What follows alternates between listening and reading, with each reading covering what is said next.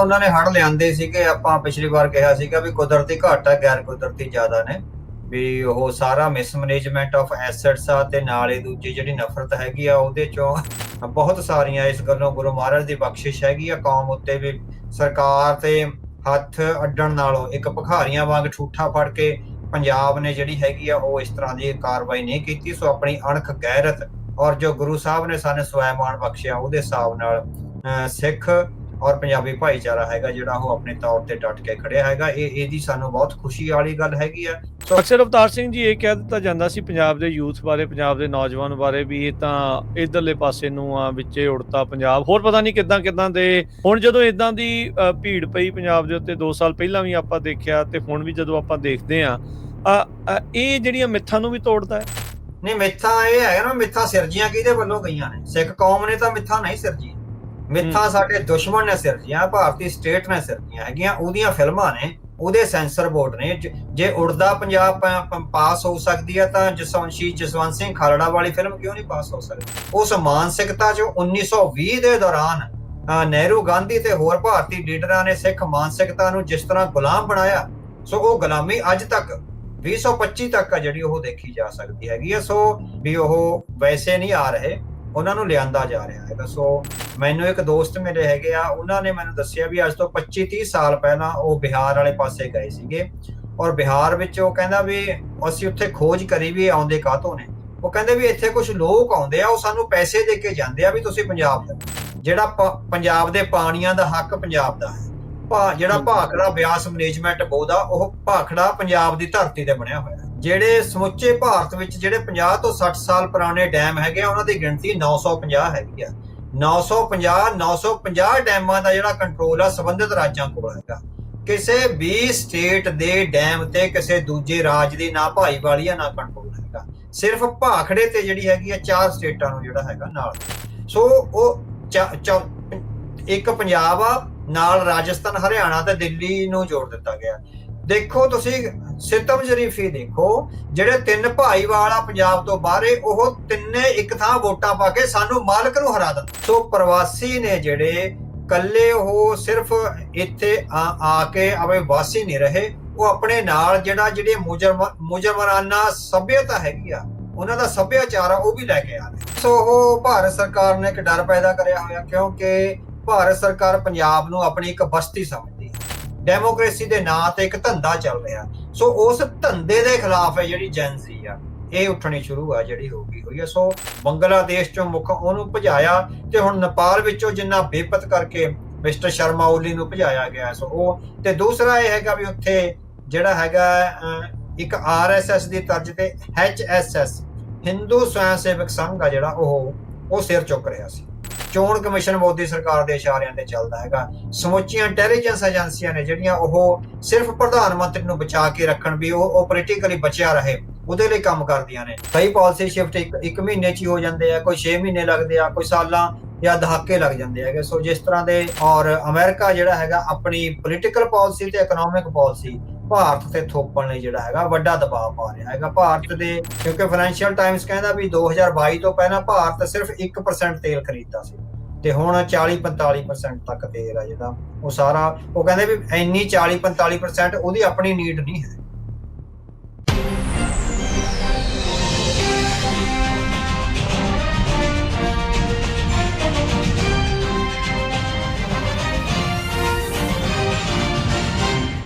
Punjabi radio USA ਸੁਣ ਰਹੇ ਸਾਰੇ ਸਰੋਤਿਆਂ ਨੂੰ ਪਿਆਰ ਸਤਿਕਾਰ ਸਹਿਤ ਨਿੱਘੀ ਜਿਹੀ ਸਤਿ ਸ੍ਰੀ ਅਕਾਲ। ਸਭ ਨੂੰ ਜੀਆਂ ਨੂੰ ਆਖਦੇ ਹਾਂ। ਸੋ ਪ੍ਰੋਗਰਾਮ 'ਚ ਆਪ ਸਭ ਦਾ ਨਿੱਘਾ ਸਵਾਗਤ ਹੈ। ਪ੍ਰੋਗਰਾਮ ਦਾ ਪੰਥਕ ਪੈਰਾਡਾਈਮ ਲੈ ਕੇ ਹਾਜ਼ਰ ਹੋ ਚੁੱਕੇ ਹਾਂ। ਮੈਂ ਰਾਜਕਨਵੀਰ ਸਿੰਘ। ਅੱਜ ਦੇ ਪੰਥਕ ਪੈਰਾਡਾਈਮ ਪ੍ਰੋਗਰਾਮ ਦੇ ਵਿੱਚ ਹਰ ਵਾਰ ਦੀ ਤਰ੍ਹਾਂ ਜੁੜ ਚੁੱਕੇ ਨੇ ਆਪਣੇ ਨਾਲ ਸੀਨੀਅਰ ਜਰਨਲਿਸਟ ਅਤੇ ਲੇਖਕ ਸਰਦਾਰ ਅਵਤਾਰ ਸਿੰਘ। ਅਵਤਾਰ ਸਿੰਘ ਜੀ, ਜੀ ਆਇਆਂ ਨੂੰ ਸਵਾਗਤ ਹੈ। ਸਤਿ ਸ੍ਰੀ ਅਕਾਲ। ਵਾਹਿਗੁਰੂ ਜੀ ਕਾ ਖਾਲਸਾ, ਵਾਹਿਗੁਰੂ ਜੀ ਕੀ। ਅੱਜ ਦੇ ਇਸ ਪ੍ਰੋਗਰਾਮ ਦੇ ਵਿੱਚ ਆਪਾਂ ਗੱਲਬਾਤ ਜਿਹੜੀ ਉਹ ਕਰਾਂਗੇ ਪੰਜਾਬ ਦੇ ਵਿੱਚ ਜੋ ਹੜ੍ਹਾਂ ਦੀ ਸਥਿਤੀ ਬਣੀ ਪਈ ਆ ਉਸ ਦੇ ਉੱਤੇ ਵੀ, ਤੇ ਨਾਲ ਅੰਤਰਰਾਸ਼ਟਰੀ ਪੱਧਰ ਦੇ ਉੱਤੇ ਜੋ ਕੁਛ ਚੱਲ ਰਿਹਾ ਆ ਉਸ ਨੂੰ ਲੈ ਕੇ ਵੀ ਗੱਲਬਾਤ ਹੋਊਗੀ। ਸੋ ਪਿਛਲੀ ਵਾਰ ਵੀ ਆਪਾਂ ਗੱਲਬਾਤ ਇਹਨਾਂ ਦੋਨਾਂ ਮੁੱਦਿਆਂ ਦੇ ਉੱਤੇ ਜਿਹੜੀ ਉਹ ਕੀਤੀ ਸੀ। ਸੋ ਜੀਓ ਪੋਲੀਟਿਕਸ ਦੇ ਵਿੱਚ ਕਈ ਕੁਛ ਜਿਹੜਾ ਉਹ ਬਦਲ ਰਿਹਾ ਆ, ਉਹਦੇ ਉੱਤੇ ਤਾਂ ਨਜ਼ਰ ਬਣਾਉਣੀ ਆ। ਔਰ ਨਾਲ ਦੇ ਨਾਲ ਜਿਹੜਾ ਆਪਣਾ ਮੁਲਕ ਆ ਪੰਜਾਬ ਆ, ਜੋ ਉੱਥੇ ਇਸ ਟਾਈਮ ਹਾਲਾਤ ਬਣੇ ਪਏ ਆ, ਜਿੱਥੇ ਹੜ੍ਹ ਲਿਆਂਦੇ ਗਏ ਤੇ ਹੜ੍ਹਾਂ ਤੋਂ ਬਾਅਦ ਦੇ ਵਿੱਚ ਜੋ ਸਥਿਤੀ ਬਣੀ ਪਈ ਆ, ਮੌਜੂਦਾ ਸਥਿਤੀ ਆ, ਉਹ ਉਹਦੇ ਕਾਰਨ ਉਹ ਤੋਂ ਕਿੱਦਾਂ ਅੱਗੇ ਉੱਭਰਨਾ ਆ, ਪ੍ਰਵਾਸੀਆਂ ਦਾ ਜਿਹੜਾ ਨਾਲ ਜੋ ਚੱਲ ਰਿਹਾ ਆ, ਉਹ ਸਾਰੀਆਂ ਚੀਜ਼ਾਂ ਦੇ ਜਿਹੜੀ ਗੱਲਬਾਤ ਉਹ ਆਪਾਂ ਕਰਾਂਗੇ। ਅਵਤਾਰ ਸਿੰਘ ਜੀ, ਸ਼ੁਰੂਆਤ ਹੜ੍ਹਾਂ ਦੀ ਮੌਜੂਦਾ ਸਥਿਤੀ ਕੀ ਆ ਉਸ ਤੋਂ ਕਰਦੇ ਆ, ਜਿਹੜੀ ਸਹਾਇਤਾ ਦੇ ਕੀ ਹਾਲਾਤ ਨੇ, ਜੇ ਇਹਨਾਂ ਦੋਨਾਂ ਚੀਜ਼ਾਂ ਤੇ ਚਾਨਣਾ ਪਾਇਓ। ਹਾਂਜੀ ਹਾਂਜੀ, ਇੱਕ ਤਾਂ ਜਿਹੜਾ ਉਹਨਾਂ ਨੇ ਹੜ੍ਹ ਲਿਆਂਦੇ ਸੀਗੇ, ਆਪਾਂ ਪਿਛਲੀ ਵਾਰ ਕਿਹਾ ਸੀਗਾ ਵੀ ਕੁਦਰਤੀ ਘੱਟ ਆ, ਗੈਰ ਕੁਦਰਤੀ ਜ਼ਿਆਦਾ ਨੇ, ਵੀ ਉਹ ਸਾਰਾ ਮਿਸਮੈਨੇਜਮੈਂਟ ਆਫ ਐਸੈਟਸ ਆ, ਤੇ ਨਾਲ ਹੀ ਦੂਜੀ ਜਿਹੜੀ ਨਫ਼ਰਤ ਹੈਗੀ ਆ ਉਹਦੇ ਚੋਂ ਉਹਨੂੰ ਉਹ ਰਿਫਲੈਕਟ ਕਰਦੇ ਹੈਗੇ ਆ। ਸੋ ਹੁਣ ਇਹ ਹੈਗਾ ਵੀ ਪਾਣੀ ਬੇਸ਼ੱਕ ਉਤਰ ਗਿਆ ਹੋਇਆ ਹੈ, ਪਰ ਰੇਤਾ ਬਹੁਤ ਚੜ ਗਿਆ ਖੇਤਾਂ ਵਿੱਚ, 4-4 5-5 ਫੁੱਟ 6-6 ਫੁੱਟ ਰੇਤਾ ਵੀ ਹੈਗੇ। ਹੁਣ ਜਿਹੜੇ ਜਿਹੜਾ ਕਾਰਜ ਹੋਣਾ, ਇੱਕ ਤਾਂ ਬਿਮਾਰੀਆਂ ਤੋਂ ਬਚਾਓ ਦਾ ਹੋਣਾ, ਦੂਸਰਾ ਜਿਹੜਾ ਰੇਤੇ ਨੂੰ ਸਾਫ਼ ਕਰਕੇ ਖੇਤਾਂ ਤੇ ਘਰਾਂ ਦੀ ਜਿਹੜੀ ਹੈਗੀ ਆ ਸਾਫ਼ ਸਫਾਈ, ਤੇ ਦੂਸਰਾ ਜਿਹੜੇ ਘਰ ਢਹਿ ਗਏ ਹੋਏ ਨੇ ਉਹਨਾਂ ਨੂੰ ਨਵੇਂ ਸਿਰੇ ਤੋਂ ਬਣਾਉਣਾ, ਤੇ ਜਿਨ੍ਹਾਂ ਦੇ ਘਰ ਤਬਾਹ ਹੋ ਗਏ ਨੇ ਉਹਨਾਂ ਲਈ ਸਾਰੇ ਜਿਹੜੀਆਂ ਜੀਵਨ ਦੀਆਂ ਰੋਜ਼ਮਰਾ ਦੇ ਜੀਵਨ ਦੀਆਂ ਜਿਹੜੀਆਂ ਲੋੜਾਂ ਨੇ, ਹਨਾ, ਜਿਸ ਤਰ੍ਹਾਂ ਬਿਸਤਰੇ ਵਗੈਰਾ, ਬੈੱਡ ਵਗੈਰਾ, ਹੋਰ ਜੋ ਕੁਝ ਵੀ ਘਰਾਂ ਵਿੱਚ ਹੁੰਦਾ ਹੈ, ਬਰਤਨ ਵਗੈਰਾ, ਗੈਸ ਚੁੱਲ੍ਹੇ ਵਗੈਰਾ, ਉਹ ਸਾਰਾ ਜਿਹੜਾ ਕਾਰਜ ਕਰਨਾ ਪਏਗਾ। ਸੋ ਸਾਰੀਆਂ ਜਥੇਬੰਦੀਆਂ ਨੂੰ ਜਿੰਨੀਆਂ ਵੀ ਸੇਵਾਵਾਂ ਬਹੁਤ ਸਾਰੀਆਂ ਨੇ, ਆਪਾਂ ਕਿਸੇ ਇੱਕ ਦਾ ਨਾਂ ਵੀ ਨਾ ਲਈਏ, ਬਹੁਤ ਸਾਰੀਆਂ, ਇਸ ਗੱਲੋਂ ਗੁਰੂ ਮਹਾਰਾਜ ਦੀ ਬਖਸ਼ਿਸ਼ ਹੈਗੀ ਆ ਕੌਮ ਉੱਤੇ ਵੀ। ਸਰਕਾਰ ਤੇ ਹੱਥ ਅੱਡਣ ਨਾਲੋਂ ਇੱਕ ਭਿਖਾਰੀਆਂ ਵਾਂਗ ਠੂਠਾ ਫੜ ਕੇ ਪੰਜਾਬ ਨੇ ਜਿਹੜੀ ਹੈਗੀ ਆ ਉਹ ਇਸ ਤਰ੍ਹਾਂ ਦੀ ਕਾਰਵਾਈ ਨਹੀਂ ਕੀਤੀ। ਸੋ ਆਪਣੀ ਅਣਖ, ਗੈਰਤ ਔਰ ਜੋ ਗੁਰੂ ਸਾਹਿਬ ਨੇ ਸਾਨੂੰ ਸਵੈਮਾਨ ਬਖਸ਼ਿਆ, ਉਹਦੇ ਹਿਸਾਬ ਨਾਲ ਸਿੱਖ ਔਰ ਪੰਜਾਬੀ ਭਾਈਚਾਰਾ ਹੈਗਾ ਜਿਹੜਾ ਉਹ ਆਪਣੇ ਤੌਰ ਤੇ ਡਟ ਕੇ ਖੜਿਆ ਹੈਗਾ। ਇਹਦੀ ਸਾਨੂੰ ਬਹੁਤ ਖੁਸ਼ੀ ਵਾਲੀ ਗੱਲ ਹੈਗੀ ਆ। ਸੋ ਹੁਣ ਜਿਹੜੇ ਕਾਰਜ ਚੱਲਣੇ ਹੈਗੇ ਆ ਉਹਦੇ ਵਿੱਚ ਮੁੜ ਵਸੇਬੇ ਦਾ ਕਾਰਜ ਹੈ, ਵੱਡੀ ਪੱਧਰ ਤੇ ਟਰੈਕਟਰ ਜਿਹੜੇ ਚਾਹੀਦੇ ਹੋਣਗੇ, JCB ਮਸ਼ੀਨਾਂ ਚਾਹੀਦੀਆਂ ਹੋਣਗੀਆਂ, ਫਿਰ ਨਿਸ਼ਾਨਦੇਹੀ ਕਰਨ ਲਈ ਵੀ ਕਿਹੜਾ ਖੇਤ ਕਿਹਦਾ ਸੀਗਾ, ਉਹ ਸਾਰਾ ਕੁਛ ਹੈ ਜਿਹੜਾ।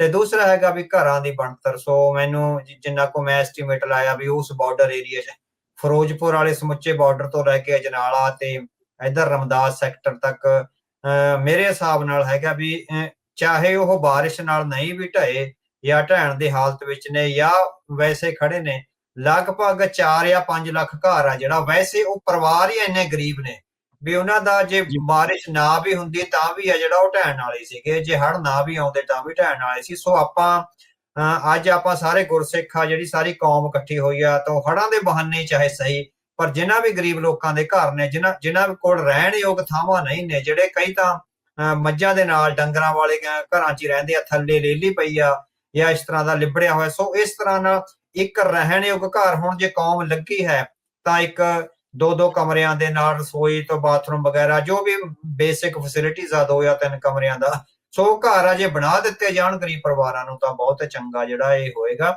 ਸੋ ਸਾਰੇ ਜਿਹੜੇ ਸੇਵਾ ਕਾਰਜ ਨੇ ਉਹਨਾਂ ਨੂੰ ਆਰਗੇਨਾਈਜ਼ ਕਰਨ ਦੀ ਲੋੜ ਹੈਗੀ ਆ। ਇਹ ਨਾ ਹੋਵੇ ਬਹੁਤਾਤ ਹੋ ਜੇ, ਤੇ ਦੂਸਰਾ ਹੈਗਾ ਵੀ ਕੋਈ ਜਿਹਦਾ ਨੁਕਸਾਨ ਨਹੀਂ ਹੋਇਆ ਉਹ ਫਾਇਦਾ ਲੈ ਜੇ। ਸੋ ਇਹ ਸਾਰਾ ਕੁਛ ਆ ਮੋਨੀਟਰ ਕਰਨ ਲਈ ਸਾਨੂੰ ਜਿਹੜਾ ਹੈਗਾ ਸਾਰਿਆਂ ਨੂੰ ਸਿਆਣਪ ਨਾਲ, ਚੜ੍ਹਦੀ ਕਲਾ ਨਾਲ ਔਰ ਜਜ਼ਬੇ ਨਾਲ ਉਹ ਕਾਰਜ ਕਰਨਾ ਪਵੇਗਾ। ਜੀ, ਆਪਾਂ ਜਿਹੜਾ ਦੇਖਿਆ ਵੀ ਸ਼੍ਰੀ ਅਕਾਲ ਤਖਤ ਸਾਹਿਬ ਤੋਂ ਵੀ ਸਹਾਇਤਾ ਨੂੰ ਯੋਜਨਾਬੱਧ ਕਰਨ ਦੇ ਯਤਨਾਂ ਨੂੰ ਜਿਹੜਾ ਉਹ ਆਖਿਆ ਗਿਆ ਆ, ਉਹਨੂੰ ਆਪਾਂ ਕਿਵੇਂ ਜਿਹੜਾ ਉਹ ਦੇਖਦੇ ਆ, ਕਿਉਂਕਿ ਰਾਈਟ ਨਾਓ ਇੱਕ ਇਹ ਵੀ ਸਥਿਤੀ ਬਣੀ ਪਈ ਆ, ਚੱਲ ਸੋ ਚੱਲ, ਜਿਹਦਾ ਜਿੱਥੇ ਦਾ ਲੱਗਦਾ, ਜਾਂ ਦਾ ਲੱਗਦਾ ਨਹੀਂ ਕਵਾਂਗੇ, ਜਿੱਥੇ ਜਿਹਦਾ ਜ਼ੋਰ ਚੱਲਦਾ ਉਹ ਚਲਾ ਰਿਹਾ। ਯੋਜਨਾਬੱਧ ਨਾ ਹੋਣ ਕਰਕੇ ਬਹੁਤਾਤ, ਜਿੱਦਾਂ ਤੁਸੀਂ ਕਿਹਾ ਵੀ ਉਹ ਜ਼ਿਆਦਾ ਹੋ ਜਾਂਦੀ ਆ, ਫਿਰ ਉਸ ਨੂੰ ਸਮੱਗਰੀ ਨੂੰ ਪਹੁੰਚਾਉਣਾ ਜਾਂ ਜਿੱਥੇ ਕਿਹੜੀ ਜ਼ਰੂਰਤ ਆ ਉਸ ਨੂੰ ਯੋਜਨਾਬੱਧ ਕਰਨਾ ਜ਼ਰੂਰੀ ਆ। ਸੋ ਅਕਾਲ ਤਖਤ ਸਾਹਿਬ ਤੋਂ ਇਦਾਂ ਦਾ ਜਿਹੜਾ ਕਹਿਣਾ ਹੈ ਉਹਨੂੰ ਕਿਵੇਂ ਦੇਖਿਆ ਜਾਂਦਾ ਹੈ? ਹਾਂਜੀ ਹਾਂਜੀ, ਸੋ ਸ਼੍ਰੀ ਅਕਾਲ ਤਖਤ ਸਾਹਿਬ ਤੇ ਪਿਛਲੇ ਦਿਨੀ ਸਾਰੀਆਂ ਸੇਵਾ ਕਰ ਰਹੀਆਂ ਜਥੇਬੰਦੀਆਂ ਤੇ ਸਾਰੇ ਸਿੰਘਾਂ ਦੀ ਇੱਕ ਵੱਡੀ ਮੀਟਿੰਗ ਜਥੇਦਾਰ ਸਾਹਿਬਾਨ ਦੀ ਰਹਿਨਮਾਈ ਹੇਠ ਹੋਈ ਆ। ਉੱਥੇ ਇੱਕ ਵੈਬਸਾਈਟ ਲਾਂਚ ਕੀਤੀ ਗਈ ਹੈ, ਸਰਕਾਰੇ ਖਾਲਸਾ। ਸੋ ਇਹ ਸਾਡੇ ਕੌਮੀ ਜਜ਼ਬੇ ਦਾ ਪ੍ਰਤੀਕ ਹੈਗਾ ਸਰਕਾਰੇ ਖਾਲਸਾ, ਵੀ ਅਸੀਂ ਜਿਹੜਾ ਹੈਗਾ ਭਾਰਤ ਸਰਕਾਰ ਤੋਂ ਕਿਸੇ ਕਿਸਮ ਦੀ ਭੀਖ ਨਹੀਂ ਮੰਗਣੀ।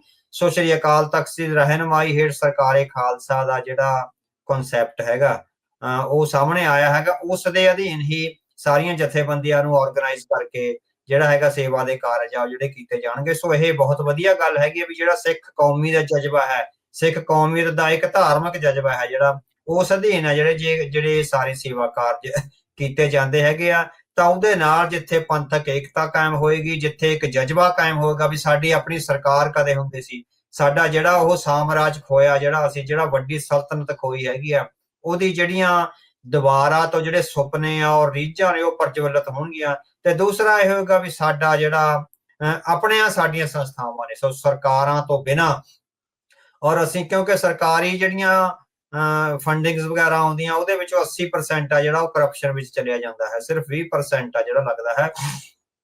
ਪਰ ਜਿਹੜਾ ਗੁਰੂ ਕਾ ਖਾਲਸਾ, ਸਾਡੀਆਂ ਸਿੱਖ ਸੰਸਥਾਵਾਂ ਜਿੰਨੀ ਵੀ ਸੇਵਾ ਕਰਨਗੀਆਂ, ਉਹ ਸਾਨੂੰ ਲੱਗਦਾ ਹੈਗਾ ਵੀ ਸਾਰੀਆਂ 100 ਦੀਆਂ 100% ਆ ਜਿਹੜੀਆਂ ਉਹ ਲੱਗਣਗੀਆਂ। ਹਾਂ, ਕੁਛ ਇਹ ਹੁੰਦਾ ਵੀ ਜਿਸ ਤਰ੍ਹਾਂ ਕੁਛ ਫੰਡਿੰਗ ਆ ਤੇਲ ਦੇ ਖਰਚਿਆਂ 'ਚ ਚਲੇਗੀ, ਜਾਂ ਕਈ ਵਾਰੀ ਇਹ ਹੁੰਦਾ ਵੀ ਤੁਹਾਡੇ ਕੋਲ ਜਿਹੜੇ ਹੈਗੇ ਆ ਵੀ ਵਲੰਟੀਅਰ ਨਹੀਂ ਨੇ, ਕੁਛ ਤੁਸੀਂ ਪੇਡ ਵਲੰਟੀਅਰ ਆ ਜਿਹੜੇ ਲੈ ਰਹੇ ਹੋਗੇ ਕਾਰਜ ਕਰਨ ਲਈ। ਸੋ ਇਸ ਕਿਸਮ ਦੀ ਉਹਨਾਂ ਦੀ ਪੇਮੈਂਟ ਵਗੈਰਾ ਦੇ ਕਾਰਜ ਹੋ ਸਕਦੇ ਆ, ਪਰ ਕੋਈ ਕਰਪਸ਼ਨ ਨਹੀਂ ਹੋਏਗੀ, ਹੈ ਨਾ। ਸੋ ਇੱਕ ਬਾਬਾ ਜੀ ਨੇ ਉਹਨਾਂ ਨੇ 500 ਕਰੋੜ ਰੁਪਏ ਦਾ, ਸਰਹਾਲੀ ਵਾਲੇ ਬਾਬਾ ਜੀ ਨੇ ਉਹਨਾਂ ਨੇ 500 ਕਰੋੜ ਦਾ ਵਾਅਦਾ ਕੀਤਾ ਹੈ। ਸੋ ਜੇ 500 ਕਰੋੜ ਜਿਸ ਤਰ੍ਹਾਂ ਸਾਰੀ ਸਾਫ਼ ਸਫਾਈ ਲਈ ਜਾਂ ਘਰਾਂ ਨੂੰ ਪ੍ਰਬੰਧ ਕਰਨ ਲਈ, ਉਹ ਸਮੁੱਚੇ ਬਾਰਡਰ ਏਰੀਆ 'ਚ ਫਿਰੋਜ਼ਪੁਰ ਤੋਂ ਲੈ ਕੇ ਰਮਦਾਸ ਸੈਕਟਰ ਤੱਕ ਜੇ ਉਹ 4-5 ਲੱਖ ਘਰ ਹੈ, ਜੇ ਉਹ ਚੰਗੇ ਬਣ ਜਾਣ, ਤਾਂ ਸਾਨੂੰ ਲੱਗਦਾ ਹੈਗਾ ਵੀ ਜਿਹੜਾ ਇੱਕ ਤਾਂ ਸਰਕਾਰੇ ਖਾਲਸਾ ਦਾ ਜਿਹੜੀ ਹੈਗੀ ਆ ਪ੍ਰਵਾਨਗੀ ਹੋ ਜਾਏਗੀ, ਤੇ ਸਰਕਾਰੇ ਖਾਲਸਾ ਦਾ ਜਿਹੜਾ ਕਨਸੈਪਟ ਆ ਅਗਲੇ ਸਮੇਂ ਦੌਰਾਨ ਅਸੀਂ ਕੋਈ ਵੀ ਕਾਰਜ ਕਰਨਾ ਹੈਗਾ ਤਾਂ ਸਰਕਾਰੇ ਖਾਲਸਾ ਦੇ ਕਨਸੈਪਟ ਅਧੀਨ ਕਰਿਆ ਜਾ ਸਕਦਾ, ਜਿਹਦੇ ਨਾਲ ਤੁਹਾਡੇ ਆਪਣੇ ਜਜ਼ਬੇ, ਆਪਣੀਆਂ ਜਿਹੜੀਆਂ ਰੀਝਾਂ, ਆਪਣੇ ਸੁਪਨੇ ਆ, ਤੇ ਭਵਿੱਖ ਵਿੱਚ ਸਰਕਾਰੇ ਖਾਲਸਾ ਜਿਹੜਾ ਸਿਰਜਣ ਦਾ ਸਾਡਾ ਸੁਪਨਾ ਹੈ, ਉਹਨੂੰ ਪੂਰੀਆਂ ਕੀਤਾ ਜਾ ਸਕਦਾ ਹੈ। ਜੀ, ਬਿਲਕੁਲ। ਇਹ ਜਜ਼ਬਾ ਜਿਹੜਾ ਉਹ ਰਹਿ ਕੇ ਨਜ਼ਰ ਆਉਂਦਾ ਆ, ਨਜ਼ਰ ਜਿਹੜਾ ਉਹ ਪੈਂਦਾ ਆ, ਤੇ ਇਹਦੇ ਨਾਲ ਬਾਕੀਆਂ ਦਾ ਵੀ ਜਿਹੜਾ ਹੌਸਲਾ ਹੈ ਉਸ ਦੇ ਵਿੱਚ ਵੱਧਦਾ ਆ। ਅਕਸਰ ਅਵਤਾਰ ਸਿੰਘ ਜੀ, ਇਹ ਕਹਿ ਦਿੱਤਾ ਜਾਂਦਾ ਸੀ ਪੰਜਾਬ ਦੇ ਯੂਥ ਬਾਰੇ, ਪੰਜਾਬ ਦੇ ਨੌਜਵਾਨ ਬਾਰੇ, ਵੀ ਇਹ ਤਾਂ ਇਧਰਲੇ ਪਾਸੇ ਨੂੰ ਆ, ਵਿੱਚੇ ਉੜਤਾ ਪੰਜਾਬ, ਹੋਰ ਪਤਾ ਨਹੀਂ ਕਿੱਦਾਂ ਦੇ ਜਿਹੜੇ ਕਹਿ ਲਓ ਵੀ ਮਾੜੀ ਸ਼ਬਦਾਂ ਦੇ ਨਾਲ, ਸ਼ਬਦਾਵਲੀ ਦੇ ਨਾਲ ਜਿਹੜਾ ਉਹਨਾਂ ਨੂੰ ਸੰਬੋਧਿਤ ਕੀਤਾ ਜਾਂਦਾ, ਜਿਹੜਾ ਉਹ ਰਿਹਾ, ਸਾਰੇ ਜਿਹੜੇ ਉਸ ਦੇ ਵਿੱਚ ਸ਼ਾਮਲ ਜਿਹੜੇ ਉਹ ਰਹੇ ਨੇ।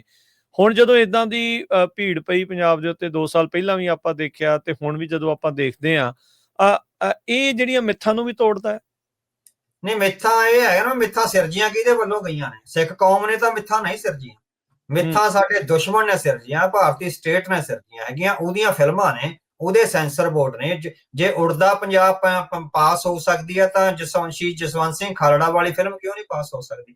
ਜੇ ਕਸ਼ਮੀਰ ਫਾਈਲ ਆ ਸਕਦੀ ਹੈ, ਤਾਂ ਸਿੱਖ ਜਾਂ ਪੰਜਾਬ ਫਾਈਲ ਕਿਉਂ ਨਹੀਂ ਆ ਸਕਦੀ? ਉਹਦੇ ਬਾਰੇ ਕਿਉਂ ਨਹੀਂ ਚਾਨਣਾ ਹੁੰਦਾ ਵੀ ਕਿਸ ਤਰ੍ਹਾਂ ਤੁਸੀਂ ਦਰਿੰਦਗੀ ਨਾਲ ਆ ਜਿਹੜਾ ਸਿੱਖਾਂ ਦਾ ਘਾਣ ਕਰਿਆ, ਸਿੱਖਾਂ ਦੀਆਂ ਐਜੂਕੇਸ਼ਨ ਸੰਸਥਾਵਾਂ ਤਬਾਹ ਕਰੀਆਂ, ਸਾਡੇ ਧਰਮ ਵਿੱਚ ਦਖਲਅੰਦਾਜ਼ੀ ਕਰੀ ਆ। ਸੋ 1920 ਤੋਂ ਲੈ ਕੇ ਸਿੱਖ ਲੀਡਰਸ਼ਿਪ ਨੂੰ ਜਿਸ ਤਰ੍ਹਾਂ ਇਹਨਾਂ ਨੇ ਕਾਬੂ ਕਰਿਆ, ਭਾਰਤੀ ਤੇ ਹਿੰਦੂ ਲੀਡਰਸ਼ਿਪ ਨੇ, ਤੇ ਸਿੱਖ ਲੀਡਰਸ਼ਿਪ ਅੱਜ ਵੀ ਤਾਬ ਨਹੀਂ ਆਈ।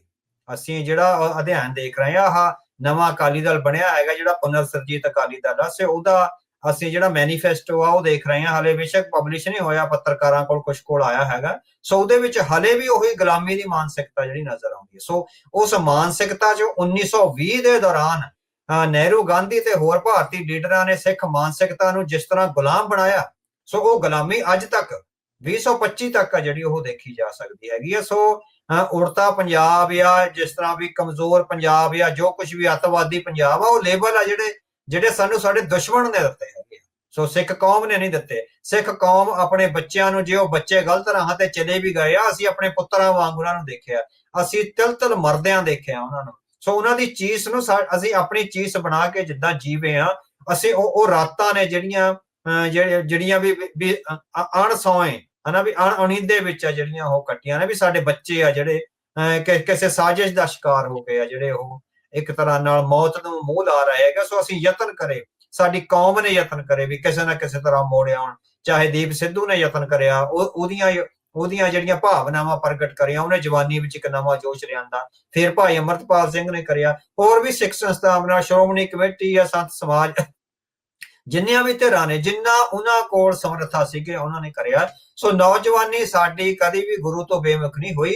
ਹਾਂ, ਕਿਉਂਕਿ ਜਦੋਂ ਤੁਸੀਂ ਗੁਲਾਮ ਹੁੰਦੇ ਹੋ, ਤਾਂ ਜਿਹੜੀ ਸਰਕਾਰ ਤੁਹਾਡੇ ਤੇ ਰਾਜ ਕਰ ਰਹੀ ਹੈ, ਉਹ ਤੁਹਾਡੇ ਵਿੱਚ ਬਹੁਤ ਸਾਰੀਆਂ ਇਨਫੈਕਸ਼ਨਸ ਆ, ਬਹੁਤ ਸਾਰੀਆਂ ਬਿਮਾਰੀਆਂ ਜਿਹੜੀਆਂ ਉਹ ਲਗਾ ਦਿੰਦੀ ਹੈਗੀ ਆ। ਸੋ ਇੱਕ ਸਿਹਤਮੰਦ ਸਮਾਜ ਨੂੰ ਜਿਹੜਾ ਹੈਗਾ, ਉਹ ਮੁੜ ਤੋਂ ਆਪਣੇ ਧਰਮ ਤੇ ਕੌਮ ਨਾਲ ਜੋੜਨ ਲਈ, ਸੋ ਉਹਦੇ ਵੱਡੇ ਵਡੇਰਿਆਂ ਦਾ ਇਤਿਹਾਸ, ਉਹਦੇ ਸ਼ਹੀਦਾਂ ਦੀ ਕੁਰਬਾਨੀ, ਔਰ ਉਹਦੇ ਵੱਲੋਂ ਮਾਣੀ ਗਈ ਜਿਹੜੀ ਸੋਵਰੈਨਿਟੀ ਆ, ਉਹਦੇ ਅਧੀਨ ਇਕੱਠਾ ਕਰਿਆ ਜਾ ਸਕਦਾ। ਉਹ ਅੱਜ ਵੀ ਜਿਹੜੇ ਸਿੱਖ ਨੌਜਵਾਨ ਆ, ਉਹਨਾਂ ਨੂੰ ਸਿੱਖਾਂ ਵੱਲੋਂ ਮਾਣੀ ਹੋਈ ਸੋਵਰੈਨਿਟੀ ਔਰ ਭਵਿੱਖ ਵਿੱਚ ਸਿੱਖਾਂ ਦੇ ਪ੍ਰਭੂ ਸੱਤਾ ਸੰਪੰਨ ਹੋਣ ਦੀ ਜਿਹੜਾ ਸੁਪਨਾ ਹੈ, ਉਹਦੇ ਅਧੀਨ ਹੈ ਜਿਹੜਾ ਨਸ਼ਿਆਂ ਚੋਂ ਬਾਹਰ ਕੱਢਿਆ ਜਾ ਸਕਦਾ। ਜੀ, ਗੱਲ ਫਸਲਾਂ ਦੀ ਨਹੀਂ, ਗੱਲ ਨਸਲਾਂ ਦੀ ਆ। ਉਹ ਨਸਲਾਂ ਦੀ ਜਿਹੜੀ ਗੱਲ ਆ ਉਹ ਆਪਾਂ ਨੂੰ ਸਮਝ ਆਉਂਦੀ ਆ, ਤੇ ਉਹ ਚੀਜ਼ਾਂ ਜਿਹੜੀਆਂ ਉਹ ਮੋਹਰੇ ਆ। ਇਸੇ ਦੇ ਵਿੱਚ ਆਪਾਂ ਅੱਗੇ ਗੱਲ ਕਰਦੇ ਜਾਈਏ ਅਵਤਾਰ ਸਿੰਘ ਜੀ, ਪੰਜਾਬ ਦੇ ਵਿੱਚ ਹੁਣ ਪ੍ਰਵਾਸੀਆਂ ਨੂੰ ਲੈ ਕੇ ਵੀ ਕਈ ਤਰੀਕੇ ਦੀਆਂ ਚਰਚਾਵਾਂ ਜਿਹੜੀਆਂ ਉਹ ਛਿੜੀਆਂ ਆ। ਪ੍ਰਵਾਸੀਆਂ ਦੇ ਜਿਹੜੇ ਮੁਜਬਰਾਨਾ ਜਿਹੜੇ ਉਹਨਾਂ ਦੀਆਂ ਕਾਰਵਾਈਆਂ, ਜਿੱਦਾਂ ਉਹ ਧੱਕਾ ਕਰ ਰਹੇ ਆ, ਜਿਸ ਤਰੀਕੇ ਦੇ ਨਾਲ ਬੱਚਿਆਂ ਦੇ ਨਾਲ ਉਹਨਾਂ ਦੇ ਕੀਤਾ ਜੋ ਹੁਣ ਬੀਤੇ ਦਿਨਾਂ ਦੇ ਵਿੱਚ ਵਾਪਰਿਆ, ਉਹਦੀਆਂ ਉਹ ਕਾਰਵਾਈਆਂ ਦੇ ਖਿਲਾਫ ਕਾਫੀ ਜ਼ਿਆਦਾ ਰੋਹ ਉੱਠ ਰਿਹਾ ਆ। ਇਸ ਨੂੰ ਹੁਣ ਕਿਵੇਂ ਦੇਖਿਆ ਜਾਵੇ? ਹਾਂਜੀ ਹਾਂਜੀ, ਸੋ ਬਹੁਤ ਲੰਮੇ ਸਮੇਂ ਤੋਂ ਸਾਡੀ, ਕਿਉਂਕਿ ਅਸੀਂ ਆਪਣੀ ਪ੍ਰਭੂ ਸੱਤਾ ਦੀ ਲੜਾਈ ਲੜ ਰਹੇ ਹਾਂ, ਸੋਵਰੈਨਿਟੀ ਦੀ ਲੜਾਈ ਲੜ ਰਹੇ ਹਾਂ। ਸੋ ਪ੍ਰਭੂ ਸੱਤਾ ਦੀ ਲੜਾਈ ਵਿੱਚ ਘੱਟੋ ਘੱਟ ਪੰਜਾਬ ਵਿੱਚ ਸਿੱਖਾਂ ਦੀ ਜਿਹੜੀ ਗਿਣਤੀ ਹੈਗੀ ਆ ਉਹ ਬਾਕੀਆਂ ਆਬਾਦੀਆਂ ਨਾਲੋਂ ਵੱਧ ਰਹਿਣੀ ਜ਼ਰੂਰੀ ਹੈਗੀ ਆ। ਸੋ ਇਹ ਇੱਕ ਟੈਕਨੀਕਲ ਤੇ ਪੋਲੀਟੀਕਲ ਪੁਆਇੰਟ ਹੈਗਾ ਨਾ। ਸੋ ਉਹਦੇ ਚੋਂ ਜਿਹੜਾ ਪ੍ਰਵਾਸੀ ਸਾਡੇ ਹਿਸਾਬ ਨਾਲ ਵੀ ਇਹ ਹੈਗਾ ਵੀ ਉਹ ਵੈਸੇ ਨਹੀਂ ਆ ਰਹੇ, ਉਹਨਾਂ ਨੂੰ ਲਿਆਂਦਾ ਜਾ ਰਿਹਾ ਹੈਗਾ। ਸੋ ਮੈਨੂੰ ਇੱਕ ਦੋਸਤ ਮਿਲੇ ਹੈਗੇ ਆ, ਉਹਨਾਂ ਨੇ ਮੈਨੂੰ ਦੱਸਿਆ ਵੀ ਅੱਜ ਤੋਂ 25-30 ਸਾਲ ਪਹਿਲਾਂ ਉਹ ਬਿਹਾਰ ਵਾਲੇ ਪਾਸੇ ਗਏ ਸੀਗੇ, ਔਰ ਬਿਹਾਰ ਵਿੱਚ ਉਹ ਕਹਿੰਦਾ ਵੀ ਅਸੀਂ ਉੱਥੇ ਖੋਜ ਕਰੀ ਵੀ ਆਉਂਦੇ ਕਾਹਤੋਂ ਨੇ। ਉਹ ਕਹਿੰਦੇ ਵੀ ਇੱਥੇ ਕੁਝ ਲੋਕ ਆਉਂਦੇ ਆ, ਉਹ ਸਾਨੂੰ ਪੈਸੇ ਦੇ ਕੇ ਜਾਂਦੇ ਆ ਵੀ ਤੁਸੀਂ ਪੰਜਾਬ ਜਾਓ, ਹਨਾ। ਉਹ ਕਹਿੰਦੇ ਵੀ ਅਸੀਂ ਉਹਨਾਂ ਨੂੰ ਪੁੱਛਿਆ ਵੀ ਕੌਣ ਲੋਕ ਨੇ, ਕਹਿੰਦੇ ਵੀ ਸਾਨੂੰ ਨਹੀਂ ਪਤਾ, ਵੀ ਅਣਪਛਾਤੇ ਲੋਕ ਆਉਂਦੇ ਆ, ਹਨਾ। ਉਹ ਸਾਨੂੰ ਕਾਫੀ ਸਾਰੇ ਪੈਸੇ ਦੇ ਕੇ ਜਾਂਦੇ ਆ, ਮਤਲਬ ਕਿ 3-4 ਹਜ਼ਾਰ ਰੁਪਈਆ, 5,000 ਵੀ ਟਿਕਟਾਂ ਲਈ ਜਾਂ ਉੱਥੇ ਰਹਿਣ ਲਈ ਉਹ ਸਾਨੂੰ ਦੇ ਕੇ ਜਾਂਦੇ ਆ ਪੈਸੇ, ਵੀ ਤੁਸੀਂ ਪੰਜਾਬ ਜਾਓ, ਇੱਥੇ ਕੰਮ ਨਾ ਕਰੋ, ਪੰਜਾਬ ਜਾ ਕੇ ਜਿਹੜਾ ਹੈਗਾ ਕੰਮ ਕਰੋ। It means behind the scene ਜੇ ਤੁਸੀਂ ਇਸ ਵਰਤਾਰੇ ਨੂੰ ਸੀਰੀਅਸਲੀ ਲਓ ਤਾਂ ਕੋਈ ਜਿਹੜੀ ਹੈਗੀ ਆ ਬਹੁਤ ਵੱਡੀ ਸਾਜ਼ਿਸ਼। ਉਹ ਅਸੀਂ ਦੇਖ ਰਹੇ ਹੈਗੇ ਆ ਵੀ ਡੈਮੋਗ੍ਰਾਫਿਕ ਚੇਂਜ ਸਾਡੀ ਆਬਾਦੀ ਵਿੱਚ ਸਾਨੂੰ ਇਹ ਘੱਟ ਗਿਣਤੀ ਵਿੱਚ ਕਰ ਦੇਣਾ।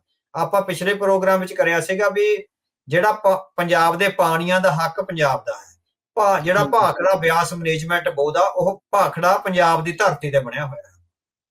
ਜਿਹੜੇ ਸਮੁੱਚੇ ਭਾਰਤ ਵਿੱਚ ਜਿਹੜੇ 50 ਤੋਂ 60 ਸਾਲ ਪੁਰਾਣੇ ਡੈਮ ਹੈਗੇ ਆ, ਉਹਨਾਂ ਦੀ ਗਿਣਤੀ 950 ਹੈਗੀ ਆ। 950 ਡੈਮਾਂ ਦਾ ਜਿਹੜਾ ਕੰਟਰੋਲ ਆ ਸੰਬੰਧਿਤ ਰਾਜਾਂ ਕੋਲ ਹੈਗਾ। ਕਿਸੇ ਵੀ ਸਟੇਟ ਦੇ ਡੈਮ ਤੇ ਕਿਸੇ ਦੂਜੇ ਰਾਜ ਦੀ ਨਾ ਭਾਈਵਾਲੀ ਆ, ਨਾ ਕੰਟਰੋਲ ਹੈਗਾ। ਸਿਰਫ ਭਾਖੜੇ ਤੇ ਜਿਹੜੀ ਹੈਗੀ ਆ 4 ਸਟੇਟਾਂ ਨੂੰ ਜਿਹੜਾ ਹੈਗਾ ਨਾਲ ਜੋੜ ਦਿੱਤਾ ਗਿਆ, ਹਨਾ। ਸੋ ਉਹ ਇੱਕ ਪੰਜਾਬ ਆ, ਨਾਲ ਰਾਜਸਥਾਨ, ਹਰਿਆਣਾ ਤੇ ਦਿੱਲੀ ਨੂੰ ਜੋੜ ਦਿੱਤਾ ਗਿਆ। ਦੇਖੋ ਤੁਸੀਂ ਸਿਤਮ ਸ਼ਰੀਫੀ ਦੇਖੋ, ਜਿਹੜੇ 3 ਭਾਈਵਾਲ ਆ ਪੰਜਾਬ ਤੋਂ ਬਾਹਰੇ, ਉਹ ਤਿੰਨੇ ਇੱਕ ਥਾਂ ਵੋਟਾਂ ਪਾ ਕੇ ਸਾਨੂੰ ਮਾਲਕ ਨੂੰ ਹਰਾ ਦਿੰਦੇ ਆ। ਜਿਹੜਾ ਪੰਜਾਬ ਮਾਲਕ ਆ ਉਹ ਹਾਰ ਜਾਂਦਾ, ਤੇ ਜਿਨ੍ਹਾਂ ਦਾ ਕੋਈ ਥਾਂ ਹੀ ਨਹੀਂ ਹੈਗਾ, ਜਿਨ੍ਹਾਂ ਦਾ ਰਾਈਪੇਰੀਅਨ ਕਾਨੂੰਨ ਵਿੱਚ ਕੋਈ ਬਣਦਾ ਹੀ ਨਹੀਂ ਹੈਗਾ, ਹੱਕ ਹੀ ਨਹੀਂ ਬਣਦਾ, ਉਹ ਸਾਨੂੰ ਹਰਾ ਦਿੰਦੇ ਹੈਗੇ। ਸੋ ਇਸੇ ਤਰ੍ਹਾਂ ਇਟ ਮੀਨਸ ਇਹ ਸਾਰਾ ਪ੍ਰੋਪੇਗੇਟਡ ਹੈਗਾ ਭਾਖੜਾ ਬਿਆਸ ਮੈਨੇਜਮੈਂਟ ਦਾ। ਸਾਡੀ ਸਾਂਝੀ ਰਾਜਧਾਨੀ ਆ, ਸਾਂਝਾ ਜਿਹੜਾ ਹੈਗਾ ਉਹ ਹਾਈ ਕੋਰਟ ਹੈਗੀ ਆ। ਭਾਰਤ ਵਿੱਚ ਕਿਸੇ ਵੀ ਜਿਹੜੀ ਰਾਜ ਦੀ ਹੈਗੀ ਆ ਸਾਂਝੀ ਰਾਜਧਾਨੀ ਤੇ ਸਾਂਝੀ ਹਾਈ ਕੋਰਟ ਜਿਹੜੀ ਹੈਗੀ ਨੇ। ਇਸ ਲਈ ਜਿਹੜਾ ਆਬਾਦੀਆਂ ਦਾ ਤਬਾਦਲਾ ਹੈ, ਇਹ ਇੱਕ ਸਿਆਸੀ ਸਾਜ਼ਿਸ਼ ਹੈ, ਜਿਹਦੇ ਖਿਲਾਫ ਆ ਜਿਹੜਾ ਪੰਜਾਬ ਨੂੰ ਜਿਹੜਾ ਲਗਾਤਾਰ ਇਹ ਆਪਾਂ ਨੂੰ ਆਵਾਜ਼ ਉਠਾਉਣੀ ਪੈਣੀ ਆ। ਇੱਕ ਤਾਂ ਵੀ ਸਾਡੀਆਂ ਅਸੈਂਬਲੀਆਂ ਲਗਾਤਾਰ, ਚਾਹੇ ਬਾਦਲ ਕੇ ਆਏ, ਚਾਹੇ ਕਾਂਗਰਸ ਆਈ, ਜਾਂ ਹੁਣ ਦਿੱਲੀ ਵਾਲੇ ਲਾਲਾ ਜੀ ਆਏ, ਸੁਖਪਾਲ ਸਿੰਘ ਖਹਿਰਾ ਲਗਾਤਾਰ ਆਵਾਜ਼ ਉਠਾ ਰਹੇ ਆ ਵੀ ਆਪਾਂ ਕਾਨੂੰਨ ਬਣਾਈਏ। ਬਾਕੀ ਸਾਰੀਆਂ ਵਿਧਾਨ ਸਭਾ ਨੇ ਬਣਾਇਆ ਹੋਇਆ, ਉਹ ਸੈਂਟਰਲ ਸਰਕਾਰ ਆ ਜਿਹੜਾ ਨਹੀਂ ਬਣ ਦਿੰਦੀ। ਇਟ ਮੀਨਸ ਆ ਜਿਹੜੀ ਗਲਤ ਹੋ ਰਿਹਾ। ਸੋ ਪ੍ਰਵਾਸੀ ਨੇ ਜਿਹੜੇ ਕੱਲੇ ਉਹ ਸਿਰਫ ਇੱਥੇ ਆ ਕੇ ਆਵੇ ਵਾਸੀ ਨਹੀਂ ਰਹੇ, ਉਹ ਆਪਣੇ ਨਾਲ ਜਿਹੜੇ ਮੁਜਰਮਾਨਾ ਸੱਭਿਅਤਾ ਹੈਗੀ ਆ, ਉਹਨਾਂ ਦਾ ਸੱਭਿਆਚਾਰ ਆ, ਉਹ ਵੀ ਲੈ ਕੇ ਆ ਰਹੇ। ਸੋ ਪੰਜਾਬ ਵਿੱਚ ਕਦੇ ਵੀ ਇੰਨੀਆਂ ਜਿਹੜੀਆਂ ਕ੍ਰਿਮੀਨਲ ਐਕਟੀਵਿਟੀ ਨਹੀਂ ਹੋਈਆਂ, ਚਾਹੇ ਪੰਜਾਬ ਦਾ ਸਿੱਖ ਹੈ, ਚਾਹੇ ਪੰਜਾਬ ਦਾ ਹਿੰਦੂ ਹੈ। ਪੰਜਾਬ ਦਾ ਹਿੰਦੂ ਪੋਲੀਟੀਕਲੀ ਸਿੱਖਾਂ ਦੀਆਂ ਮੰਗਾਂ ਦੀਆਂ ਵਿਰੋਧਤਾ ਕਰਦਾ ਹੋ ਸਕਦਾ, ਉਹਦੀ ਵੱਖਰੀ ਗੱਲ ਹੈਗੀ ਆ, ਪਰ ਪੰਜਾਬ ਦਾ ਹਿੰਦੂ ਕ੍ਰਿਮੀਨਲ ਨਹੀਂ ਆ ਵੀ ਉਹ ਕਿਸੇ ਸਿੱਖ ਦਾ ਬੱਚਾ ਚੱਕ ਕੇ ਉਹਦੇ ਨਾਲ ਰੇਪ ਕਰਕੇ ਉਹਨੂੰ ਕਤਲ ਕਰ ਦੇਵੇ। ਇਸ ਤਰ੍ਹਾਂ ਦੀ ਕਦੇ ਵੀ ਘਟਨਾ ਨਹੀਂ ਵਾਪਰੀ, ਹੈ ਨਾ। ਸੋ ਕਦੇ ਵੀ ਪੰਜਾਬ ਦੇ ਸਮਾਜ ਵਿੱਚ ਹਿੰਦੂ ਸਿੱਖ ਆ ਜਿਹੜੇ, ਠੀਕ ਆ ਪੋਲੀਟੀਕਲੀ ਉਹ ਡਿਮਾਰਕੇਸ਼ਨ ਹੈਗੀ ਆ, ਉਹ ਵੱਖਰੀ ਗੱਲ ਹੈਗੀ ਆ, ਪਰ ਕਦੀ ਵੀ ਪੰਜਾਬ ਦੀ ਸੁਸਾਇਟੀ ਵਿੱਚ ਇਹ ਕ੍ਰਿਮੀਨਲ ਮੈਂਟੈਲਿਟੀ ਵੀ ਕਿਸੇ ਦੀ ਧੀ ਭੈਣ ਨੂੰ ਅਗਵਾ ਕਰ ਲਿਆ ਹੋਇਆ, ਰੇਪ ਕਰ ਦਿੱਤਾ ਹੋਇਆ ਜਾਂ ਮਾਰ ਦਿੱਤਾ ਹੋਵੇ, ਹੁਣ ਤਾਂ 5-5 ਸਾਲ ਦੇ ਬੱਚਿਆਂ ਤੱਕ ਗੱਲ ਚਲੇਗੀ।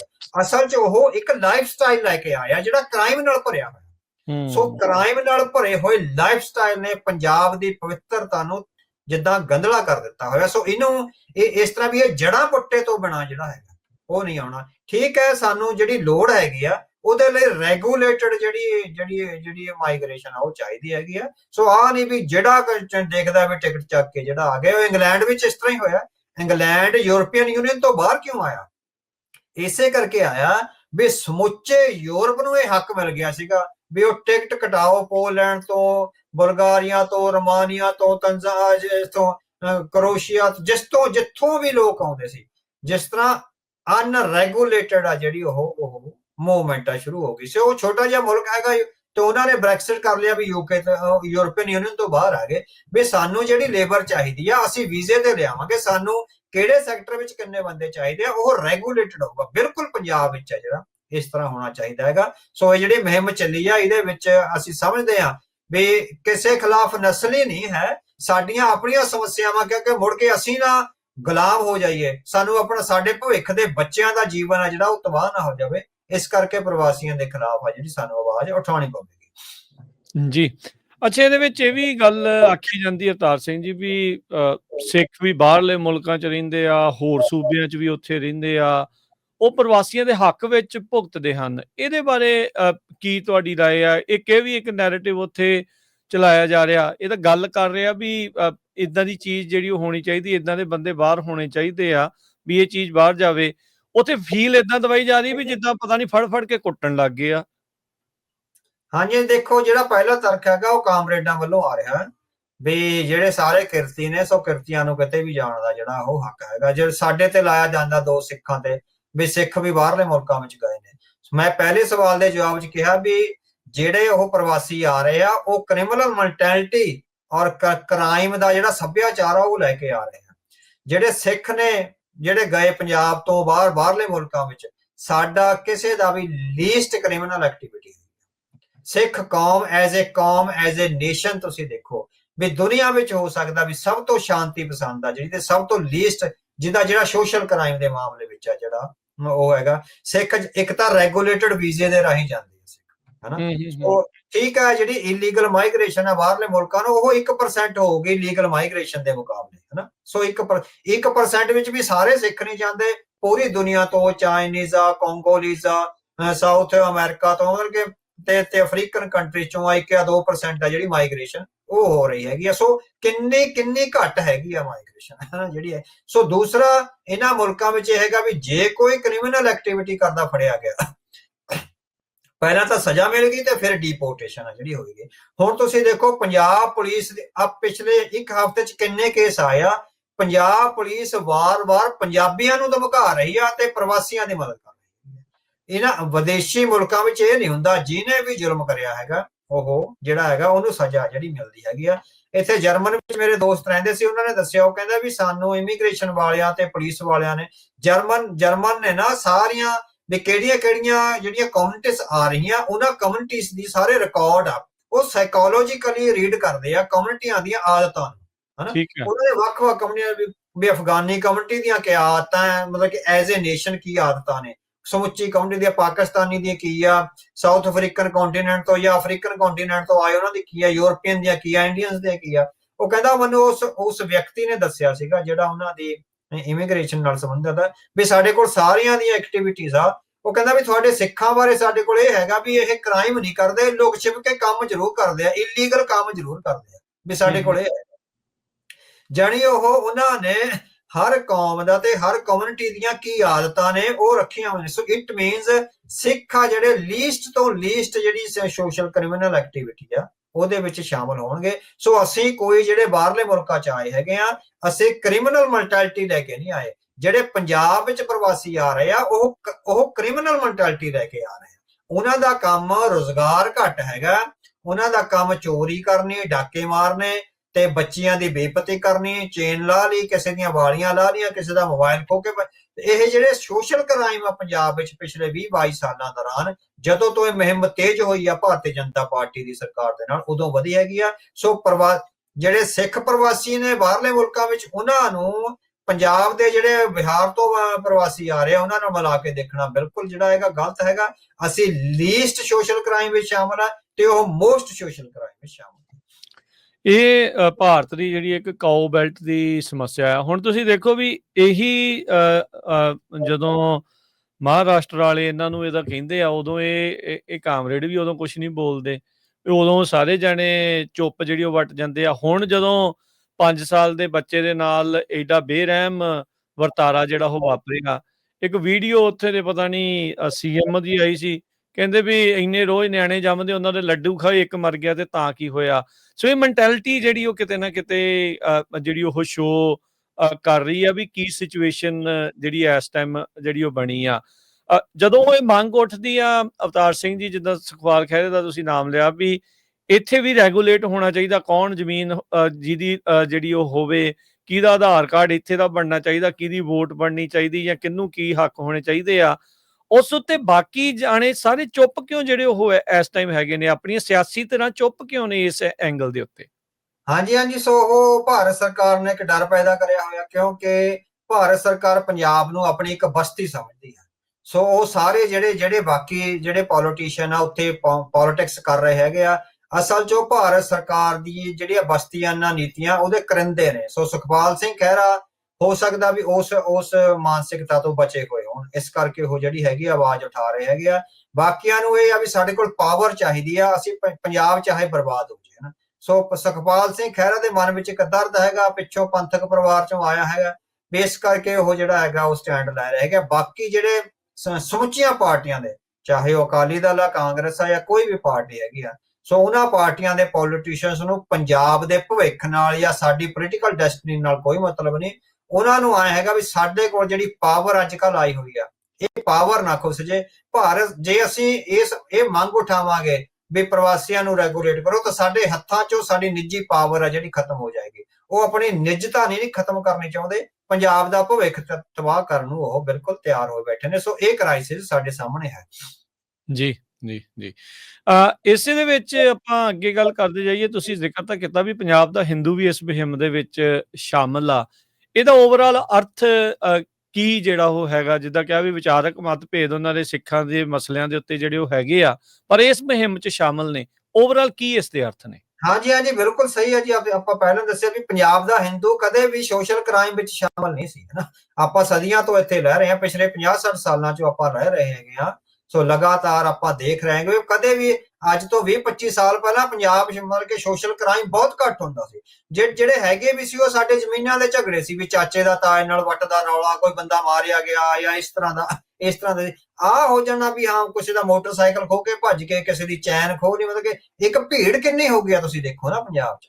ਤੁਸੀਂ ਲੁਧਿਆਣਾ ਵੜ ਜਾਓ, ਜਲੰਧਰ ਵੜ ਜਾਓ, ਪਟਿਆਲੇ ਵੜ ਜਾਓ, ਈਵਨ ਤੁਸੀਂ ਆਹ ਖਰੜ ਦੇ ਲਾਗੇ ਛਾਗੇ ਹੁਣ ਜਦੋਂ ਰਾਜਪੁਰੇ ਵੱਲ ਨੂੰ ਬਨੋੜ ਨੂੰ ਜਾਂਦੇ ਹੋ, ਇੰਨਾ ਜ਼ਿਆਦਾ ਭੀੜ ਭਾੜ ਆ ਜਿਹੜੀ ਹੋ ਗਈ ਹੈ, ਇਹ ਕਦੇ ਵੀ ਨਹੀਂ ਸੀ ਹੁੰਦੀ। ਅਸੀਂ ਲਗਾਤਾਰ ਚੰਡੀਗੜ੍ਹ ਆਉਂਦੇ ਜਾਂਦੇ ਸੀਗੇ ਪੜ੍ਹਨ ਦੇ ਮਾਮਲੇ ਵਿੱਚ। ਸੋ CTU ਦੀ ਇੱਕ ਬੱਸ ਚੱਲਦੀ ਸੀ 20 ਨੰਬਰ ਖਰੜ ਤੋਂ ਚੱਲਣੀ, ਤੇ ਉਹਨੇ ਵਾਇਆ ਲਾਂਡਰਾ ਹੋ ਕੇ ਜਿਹੜਾ ਜਾਣਾ। ਸੋ ਮਤਲਬ ਕਿ ਕਦੀ ਵੀ ਇਸ ਤਰ੍ਹਾਂ ਦਾ ਸੀ, ਇੰਨਾ ਸ਼ਾਂਤ, ਇੰਨਾ ਸਾਰਾ ਕੁਝ। ਇੱਕ ਤਾਂ ਹੁਣ ਅਰਬਨਾਈਜੇਸ਼ਨ ਬਹੁਤ ਹੋ ਗਈ ਹੈ, ਲਾਂਡਰਾ ਤੱਕ ਤਾਂ ਮੋਹਾਲੀ ਆ ਗਿਆ ਹੋਇਆ, ਬਨੋੜ ਤੱਕ ਸਾਰੇ ਕੋਈ ਹਸਪੀਟਲ ਬਣ ਗਿਆ, ਉਹ ਸਾਰੀ ਮੇਨ ਸੜਕ ਤੇ ਜਿਹੜੀ ਬਨੋੜ ਵਾਲੀ ਹੈਗੀ ਆ। ਇਸੇ ਤਰ੍ਹਾਂ ਪਟਿਆਲੇ ਆ, ਇਸੇ ਤਰ੍ਹਾਂ ਹੀ ਜਲੰਧਰ ਹੈਗਾ, ਲੁਧਿਆਣਾ ਤੁਸੀਂ ਦੇਖੋ ਵੀ ਕਿੱਥੋਂ ਤੱਕ ਬਾਹਰ ਤੱਕ ਆ ਗਿਆ ਜਿਸ ਤਰ੍ਹਾਂ ਜਾ ਕੇ। ਈਵਨ ਤੁਸੀਂ ਜਿਹੜਾ ਉਹ ਨੀਲੋ ਵਾਲਾ ਪੁਲ ਉੱਥੇ ਤੱਕ ਲੁਧਿਆਣਾ ਜਿਹੜਾ ਇੱਧਰ ਮਰਿੰਡੇ ਵਾਲੇ ਪਾਸੇ ਨੂੰ ਜਿਹੜਾ ਆ ਗਿਆ। ਸੋ ਮੋਸਟਲੀ ਅਰਬਨਾਈਜੇਸ਼ਨ ਤੇ ਦੂਜਾ ਇਸ ਅਰਬਨਾਈਜੇਸ਼ਨ ਵਿੱਚ ਇਸ ਪ੍ਰਵਾਸੀ ਮਜ਼ਦੂਰਾਂ ਦੀ ਜਿਹੜੀ ਬਹੁਤਾਤ ਹੈਗੀ ਆ। ਸੋ ਜਥੇਬੰਦ ਹੋ ਕੇ ਕ੍ਰਾਈਮ ਆ ਜਿਹੜੇ ਉਹ ਕਰਦੇ ਹੈਗੇ ਆ। ਸੋ ਕ੍ਰਿਮੀਨਲ ਐਕਟੀਵਿਟੀ 'ਚ ਸਮੁੱਚਾ ਜਿਹੜਾ ਉਹਨਾਂ ਦਾ ਸਮਾਜ ਹੈ ਉਹ ਸ਼ਾਮਲ ਹੁੰਦਾ। ਸੋ ਇਸੇ ਕਰਕੇ ਪੰਜਾਬ ਦੇ ਹਿੰਦੂ ਨੂੰ ਵੀ ਲੱਗਦਾ ਵੀ ਇਹ ਇਕੱਲਾ ਸਿੱਖਾਂ ਤੱਕ ਸੀਮਿਤ ਨਹੀਂ ਰਹਿਣਾ, ਇਹ ਹਿੰਦੂਆਂ ਦੀਆਂ ਧੀਆਂ ਭੈਣਾਂ ਤੇ ਹਿੰਦੂਆਂ ਦੇ ਬੱਚੇ ਵੀ ਸੁਰੱਖਿਅਤ ਨਹੀਂ ਰਹਿਣਾ। ਇਸ ਕਰਕੇ ਉਹ ਇਹਨੂੰ ਪੰਜਾਬ ਦਾ ਮਸਲਾ ਬਣਾ ਕੇ ਵੀ ਸਾਡੀ ਧਰਤੀ ਦਾ ਮਸਲਾ ਹੈਗਾ, ਉਹ ਸਿੱਖਾਂ ਦੇ ਮੋਢੇ ਨਾਲ ਮੋਢਾ ਲਾ ਕੇ ਜਿਹੜਾ ਲੜ ਰਿਹਾ ਹੈਗਾ, ਉਹ ਸਵਾਗਤਯੋਗ ਹੈ। ਸੋ ਸਾਨੂੰ ਲੱਗਦਾ ਵੀ ਬੇਸਿਕ ਮਿਨੀਮਮ ਪ੍ਰੋਗਰਾਮ, ਚਾਹੇ ਪੋਲੀਟੀਕਲੀ ਤੁਸੀਂ ਸਾਰੀਆਂ ਮੰਗਾਂ ਪੰਜਾਬ ਦੀਆਂ ਨਾਲ ਸਹਿਮਤ ਨਹੀਂ, ਪਰ ਬੇਸਿਕ ਮਿਨੀਮਮ ਪ੍ਰੋਗਰਾਮ ਤੇ ਦੋਵਾਂ ਨੂੰ, ਹਿੰਦੂਆਂ ਤੇ ਸਿੱਖਾਂ ਨੂੰ, ਜਿਹੜਾ ਇਕੱਠੇ ਹੋ ਕੇ ਸੰਘਰਸ਼ ਕਰਨਾ ਚਾਹੀਦਾ ਹੈ। ਜੀ ਜੀ, ਆਪਾਂ ਥੋੜਾ ਜਿਹਾ ਹੁਣ ਇਸ ਦੇ ਵਿੱਚੋਂ ਅੱਗੇ ਜਿਹੜਾ ਉਹ ਨਿਕਲਦੇ ਆ, ਇੱਕ ਗਵਾਂਢੀ ਮੁਲਕ ਦੀ, ਭਾਰਤ ਦੇ ਦੀ ਹੁਣ ਆਪਾਂ ਗੱਲ ਕਰਦੇ ਹਾਂ।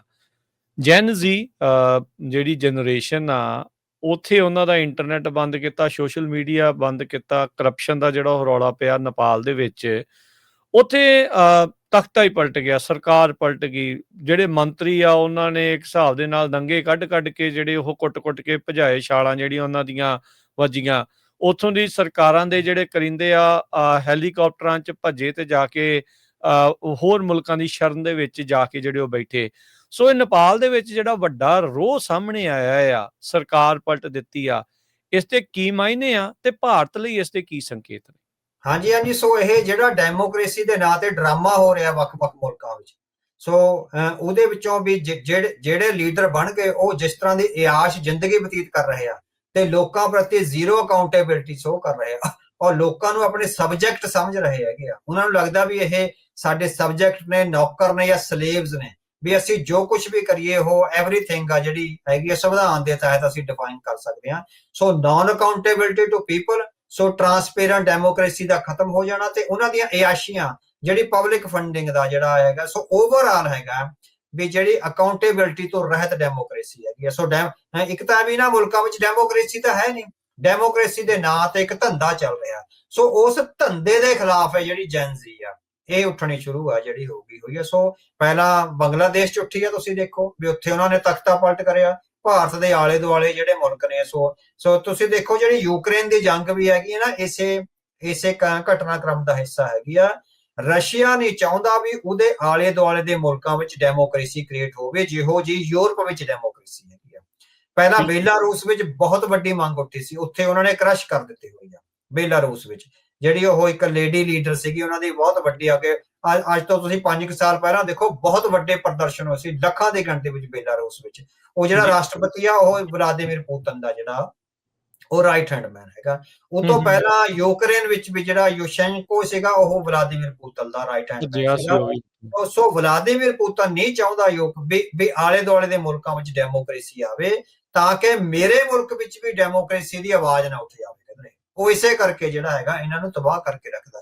ਸੋ ਹੁਣ ਜਿਹੜਾ ਹੈਗਾ ਵੀ ਇਹ ਭਾਰਤ ਦੇ ਆਲੇ ਦੁਆਲੇ ਦੇ ਮੁਲਕਾਂ ਵਿੱਚ ਆ ਜਿਹੜੀ ਉਹ ਡੈਮੋਕ੍ਰੇਟਿਕ ਵੈਲਿਊਜ਼ ਦੀ, ਟਰਾਂਸਪੇਰੈਂਟ ਰਾਜਨੀਤੀ ਦੀ, ਔਰ ਜਿਹੜਾ ਹੈਗਾ ਵੀ ਨੈਪੋਟਿਜ਼ਮ ਆ ਵੀ ਉਹਨਾਂ ਦੇ ਆਪਣੇ ਬੱਚੇ ਆ, ਉਹਨਾਂ ਦੇ ਪੁੱਤ ਭਰਾ ਨੇ ਜਿਹੜੇ ਉਹ ਵੱਡੀਆਂ ਉਹ ਮਾਰ ਰਹੇ ਆ। ਤੇ ਦੂਸਰਾ ਹੈਗਾ ਵੀ ਜਿਹੜਾ ਸੰਸਥਾਵਾਂ ਦਾ ਘਾਣ ਇਹ ਭਾਰਤ ਵਿੱਚ ਵੀ ਹੋ ਰਿਹਾ ਵੀ ਚੋਣ ਕਮਿਸ਼ਨ ਕਿਸ ਤਰ੍ਹਾਂ ਦਾ ਵੱਡਾ ਘਾਣ ਕਰ ਰਿਹਾ, ਵੋਟਾਂ ਲੁੱਟੀਆਂ ਜਾ ਰਹੀਆਂ ਨੇ। ਸੋ ਜਿਹੜਾ ਮੇਰਾ ਐਜ਼ ਏ ਪੋਲੀਟੀਕਲ ਐਨਾਲਿਸਟ ਇੱਕ ਵਿਚਾਰ ਹੈਗਾ, ਮੈਂ ਇਹ ਦਾਅਵੇ ਨਾਲ ਕਹਿ ਸਕਦਾ ਵੀ 2014 ਤੋਂ 2019 ਤੱਕ ਜਿਹੜੀ ਮੋਦੀ ਸਰਕਾਰ ਆਈ ਆ ਉਹ ਜੈਨੂਅਨ ਤੇ ਅਸਲ ਵੋਟਾਂ ਦੇ ਔਰ ਲੋਕਾਂ ਦੀਆਂ ਭਾਵਨਾਵਾਂ ਦੇ ਆਧਾਰ ਤੇ ਆਈ ਆ।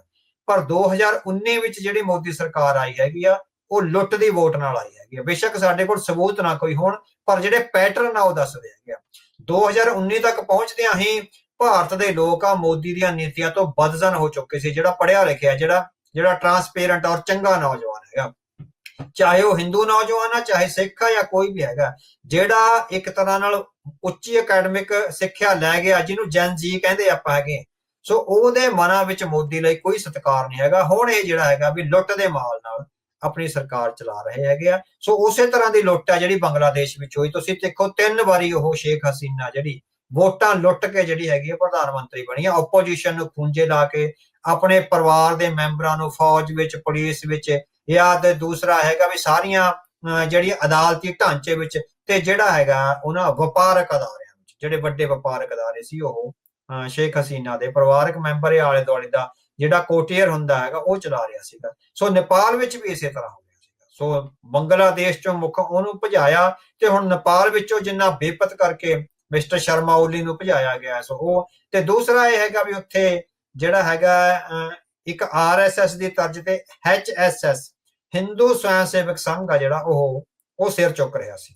ਠੀਕ ਹੈ, ਕਾਫੀ ਦੇਰ ਤੋਂ ਉੱਥੇ ਜਿਹੜਾ ਮਜ਼ਬੂਤ ਹੋ ਰਿਹਾ ਸੀ। ਔਰ ਨੇਪਾਲ ਵਿੱਚ ਜਿਹੜੀ ਹੈਗੀ ਕਾਫੀ ਵੱਡੀ ਗਿਣਤੀ ਹੈ ਜਿਹੜੀ ਨਾਨ ਹਿੰਦੂਆਂ ਦੀ ਹੈਗੀ ਆ। ਸੋ ਬੇਸ਼ੱਕ ਉਹਨੂੰ ਹਿੰਦੂ ਮੁਲਕ ਕਿਹਾ ਜਾਂਦਾ ਪਰ ਨਾਨ ਹਿੰਦੂਆਂ ਦੀ ਗਿਣਤੀ ਹੈ ਜਿਹੜੀ ਜ਼ਿਆਦਾ ਹੈਗੀ ਆ। ਸੋ ਇੱਕ ਧਾਰਮਿਕ ਫੈਕਟਰ ਵੀ ਕੰਮ ਆਇਆ ਹੈਗਾ। ਪਰ ਵੱਡੀ ਗੱਲ ਹੈਗੀ ਵੀ ਜਿਹੜੀ ਨਵੀਂ ਪੀੜ੍ਹੀ ਜਿਹੜੀ ਹੈਗੀ ਆ ਵੀ ਜਿਹੜੀ ਟਰਾਂਸਪੇਰੈਂਟ ਰਾਜਨੀਤੀ ਚਾਹੁੰਦੀ ਹੈਗੀ, ਜਿਹੜੀ ਬਿਲਕੁਲ ਟਰਾਂਸਪੇਰੈਂਟ ਰਾਜਨੀਤੀ ਚਾਹੁੰਦੀ ਆ, ਇਹ ਉਹਦਾ ਜ਼ਮਾਨਾ ਹੁਣ ਆ ਰਿਹਾ।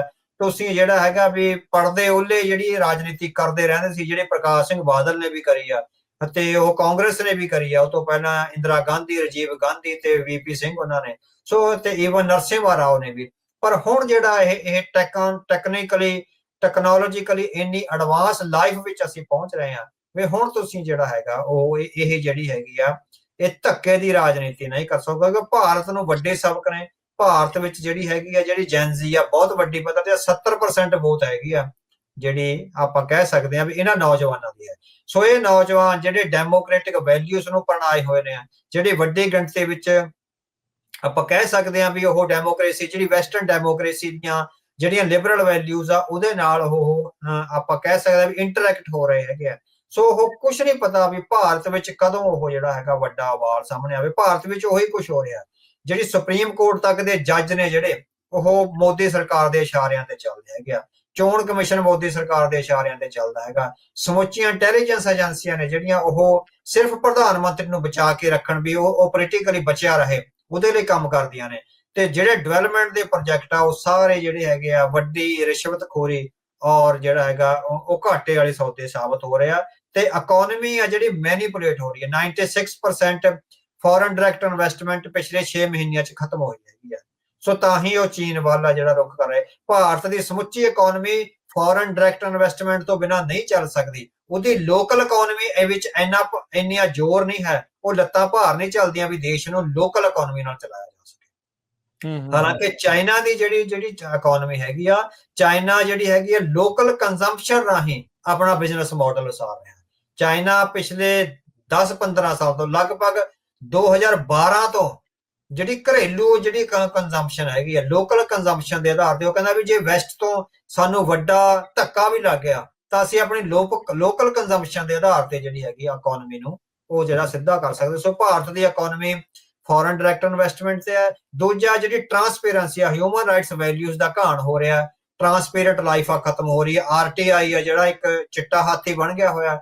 ਸੋ ਕਿਸੇ ਦੀ ਵੀ, ਤੇ ਜਿਹੜਾ ਹੈਗਾ ਪੁਲਿਸ ਰਾਜ, ਤੇ ਜਿਹੜਾ ਇਹ ਇੱਕ ਤਰ੍ਹਾਂ ਨਾਲ ਇੱਕ ਬਹੁ ਗਿਣਤੀ ਦਾ ਜਿਹੜਾ ਰਾਜ ਆ ਉਹ ਚੱਲ ਰਿਹਾ। ਇਹਦੇ ਵਿੱਚੋਂ ਚਾਹੇ ਹਿੰਦੂ ਨੌਜਵਾਨ ਹੋਣਗੇ ਜਾਂ ਹੋਰ ਧਰਮਾਂ ਦੇ ਨੌਜਵਾਨ ਹੋਣਗੇ, ਜਿਹੜੀ ਜੈਨਜ਼ੀ ਹੈਗੀ ਆ, ਜਿਹੜੇ ਟਰਾਂਸਪੇਰੈਂਟ ਰਾਜਨੀਤੀ ਔਰ ਲਿਬਰਲ ਵੈਲਿਊਜ਼ ਨੂੰ ਅਪਣਾਏ ਹੋਏ ਆ, ਉਹ ਇੱਕ ਦਿਨ ਜ਼ਰੂਰ ਉੱਠਣਗੇ। ਬੇਸ਼ੱਕ ਪਹਿਲੇ 4-5 ਸਾਲਾਂ ਦੌਰਾਨ ਮੋਦੀ ਰਜੀਵ ਨੇ ਹਿੰਦੂਵਾਦ ਦਾ ਜਿਹੜਾ ਪੱਤਾ ਖੇਲ ਕੇ ਨੌਜਵਾਨਾਂ ਦੇ ਮਨਾਂ ਨੂੰ ਭ੍ਰਸ਼ਟ ਕਰ ਲਿਆ ਸੀ, ਪਰ ਭਾਰਤ ਦੇ ਲੋਕ ਇੰਨੇ ਜ਼ਿਆਦਾ ਖਤਰਨਾਕ, ਹਲੇ ਇਹ ਬਹੁਤ ਵੱਡੀ ਗਿਣਤੀ ਵਿੱਚੋਂ ਲੋਕ ਨੇ ਜਿਹੜੇ ਐਂਟੀਬਾਡੀਜ਼ ਨੇ, ਜਿਹੜੇ ਡੈਮੋਕ੍ਰੈਟਿਕ ਵੈਲਿਊਜ਼ ਨੂੰ ਅਪਣਾਏ ਹੋਏ ਨੇ। ਸੋ ਸਾਨੂੰ ਲੱਗਦਾ ਹੈਗਾ ਵੀ ਭਾਰਤ ਵਿੱਚ ਵੱਡਾ ਉਬਾਲ ਆਏਗਾ। ਸੋ ਇਹ ਜਿਹੜਾ ਬੰਗਲਾਦੇਸ਼ ਔਰ ਜਿਹੜੀ ਨੇਪਾਲ ਵਰਗੀ ਸਥਿਤੀ ਆ, ਕਿਸੇ ਵੀ ਟਾਈਮ, ਜੇ ਇੱਕਦਮ ਨਹੀਂ ਤਾਂ 6 ਮਹੀਨੇ, ਸਾਲ, 2 ਸਾਲ ਨੂੰ ਪੈਦਾ ਹੋ ਸਕਦੀ ਹੈ।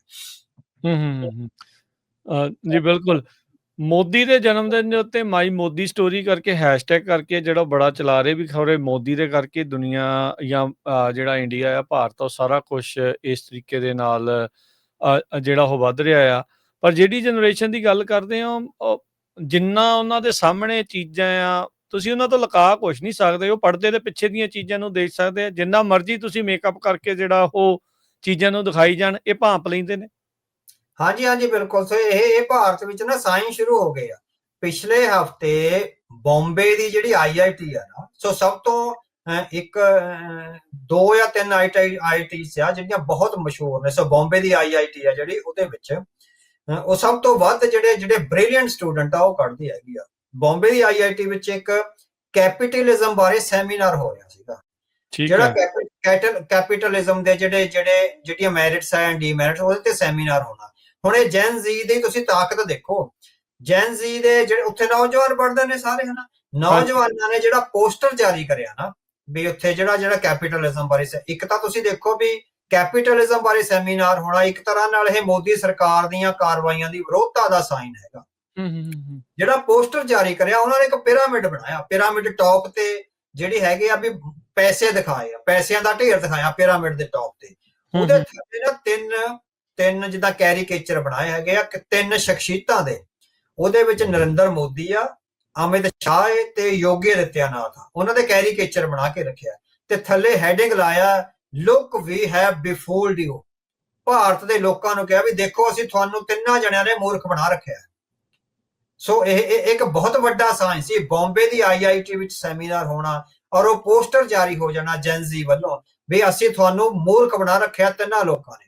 ਇਟ ਮੀਨਸ ਇਹ ਸਾਇੰਸ ਸ਼ੁਰੂ ਹੋ ਰਹੇ ਆ ਭਾਰਤ ਵਿੱਚ, ਹਨਾ, ਵੀ ਏਡੇ ਵੱਡੇ ਇੰਸਟੀਚਿਊਟ ਵਿੱਚੋਂ ਐਡੀ ਬਗਾਵਤ ਦੀ ਆਵਾਜ਼ ਆ ਜਾਣੀ। ਸੋ ਇਹ ਬਗਾਵਤ ਕਦੋਂ ਇੰਸਟੀਚਿਊਸ਼ਨ ਬਾਕੀਆਂ ਵਿੱਚ ਫੈਲ ਜਾਣੀ ਹੈਗੀ ਆ, ਔਰ ਕਦੋਂ ਨੌਜਵਾਨਾਂ ਨੇ ਜਿਹੜਾ ਸੜਕਾਂ ਤੇ ਆ ਜਾਣਾ ਹੈਗਾ। ਇਸ ਕੈਪੀਟਲਿਸਟ ਜਿਹੜੀ ਪੈਟੀ ਕੈਪੀਟਲਿਸਟ ਆ, ਜਿਹਦੇ ਵਿੱਚੋਂ ਰੁਜ਼ਗਾਰ ਘਟ ਰਹੇ ਆ, ਪਰ ਕੈਪੀਟਾ ਇਨਕਮ ਘਟ ਰਹੀ ਹੈਗੀ ਆ, ਪਰ ਕੁਝ ਚੁਣਿੰਦਾ ਜਿਹੜੇ ਲੋਕ ਨੇ ਉਹਨਾਂ ਦੀ ਇਨਕਮ ਵੱਧ ਰਹੀ ਹੈਗੀ ਆ।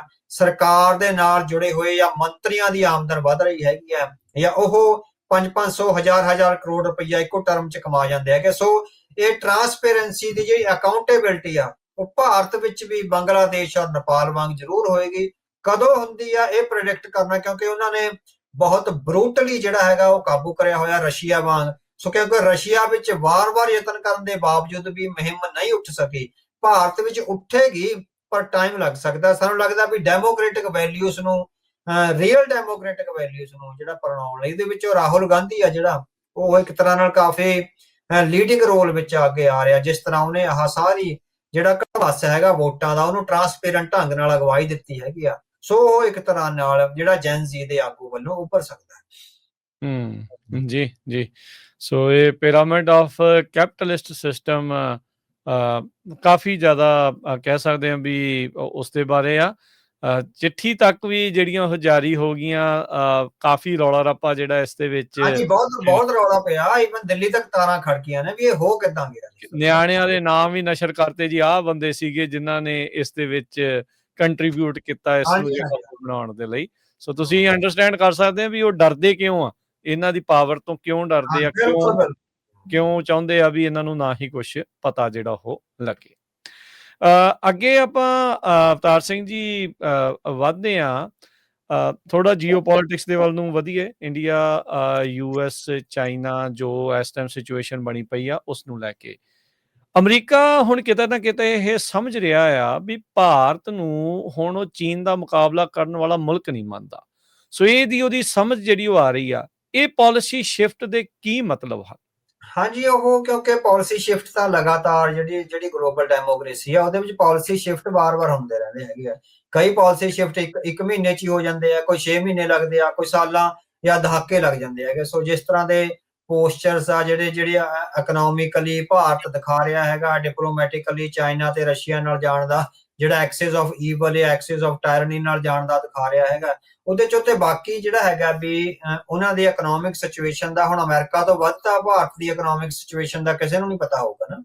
ਸੋ ਉਹਨਾਂ ਦੇ ਜਿਹੜੇ ਇੰਨਾ ਵੱਡਾ ਉਹਨਾਂ ਦਾ ਤਾਮ ਝਾਮ ਹੈਗਾ, ਹਰੇਕ ਮੁਲਕ ਦੀ ਇਕਨੋਮੀ ਕਿੱਥੇ ਖੜੀ ਆ, ਕਿੰਨੀ ਉਹਦੇ ਚ ਮੈਨੀਪੂਲੇਸ਼ਨ ਹੈਗੀ ਆ, ਕਿੰਨਾ ਉਹ ਸੱਚਾਈ ਹੈਗੀ, ਉਹ ਸਾਰਾ ਕੁਝ ਪਤਾ ਹੈਗਾ। ਸੋ ਉਹ ਤਾਂ ਇਹ ਹੈਗਾ ਵੀ ਉਹ ਠੁੰਮਣਾ ਦੇ ਕੇ ਇਹਨਾਂ ਨੂੰ ਚਲਾ ਰਹੇ ਸੀ। ਜਿਹੜਾ ਟਰੰਪ ਨੇ ਹੁਣ ਇੰਨੇ ਜ਼ਿਆਦਾ ਕਿਹਾ ਵੀ 50 ਬਿਲੀਅਨ ਦਾ ਡੈਫਿਸਿਟ ਆ, ਉਹ ਬਾਕੀ ਰਾਸ਼ਟਰਪਤੀਆਂ ਨੂੰ ਵੀ ਪਤਾ ਸੀ। ਸਿਰਫ ਉਹ ਹੀ ਸੀਗਾ ਵੀ ਚਲੋ ਕੋਈ ਗੱਲ ਨਹੀਂ, ਖੇਡੀ ਜਾਣ ਦੋ ਜਿਹੜੇ ਖੇਡਦੇ ਹੈਗੇ ਆ।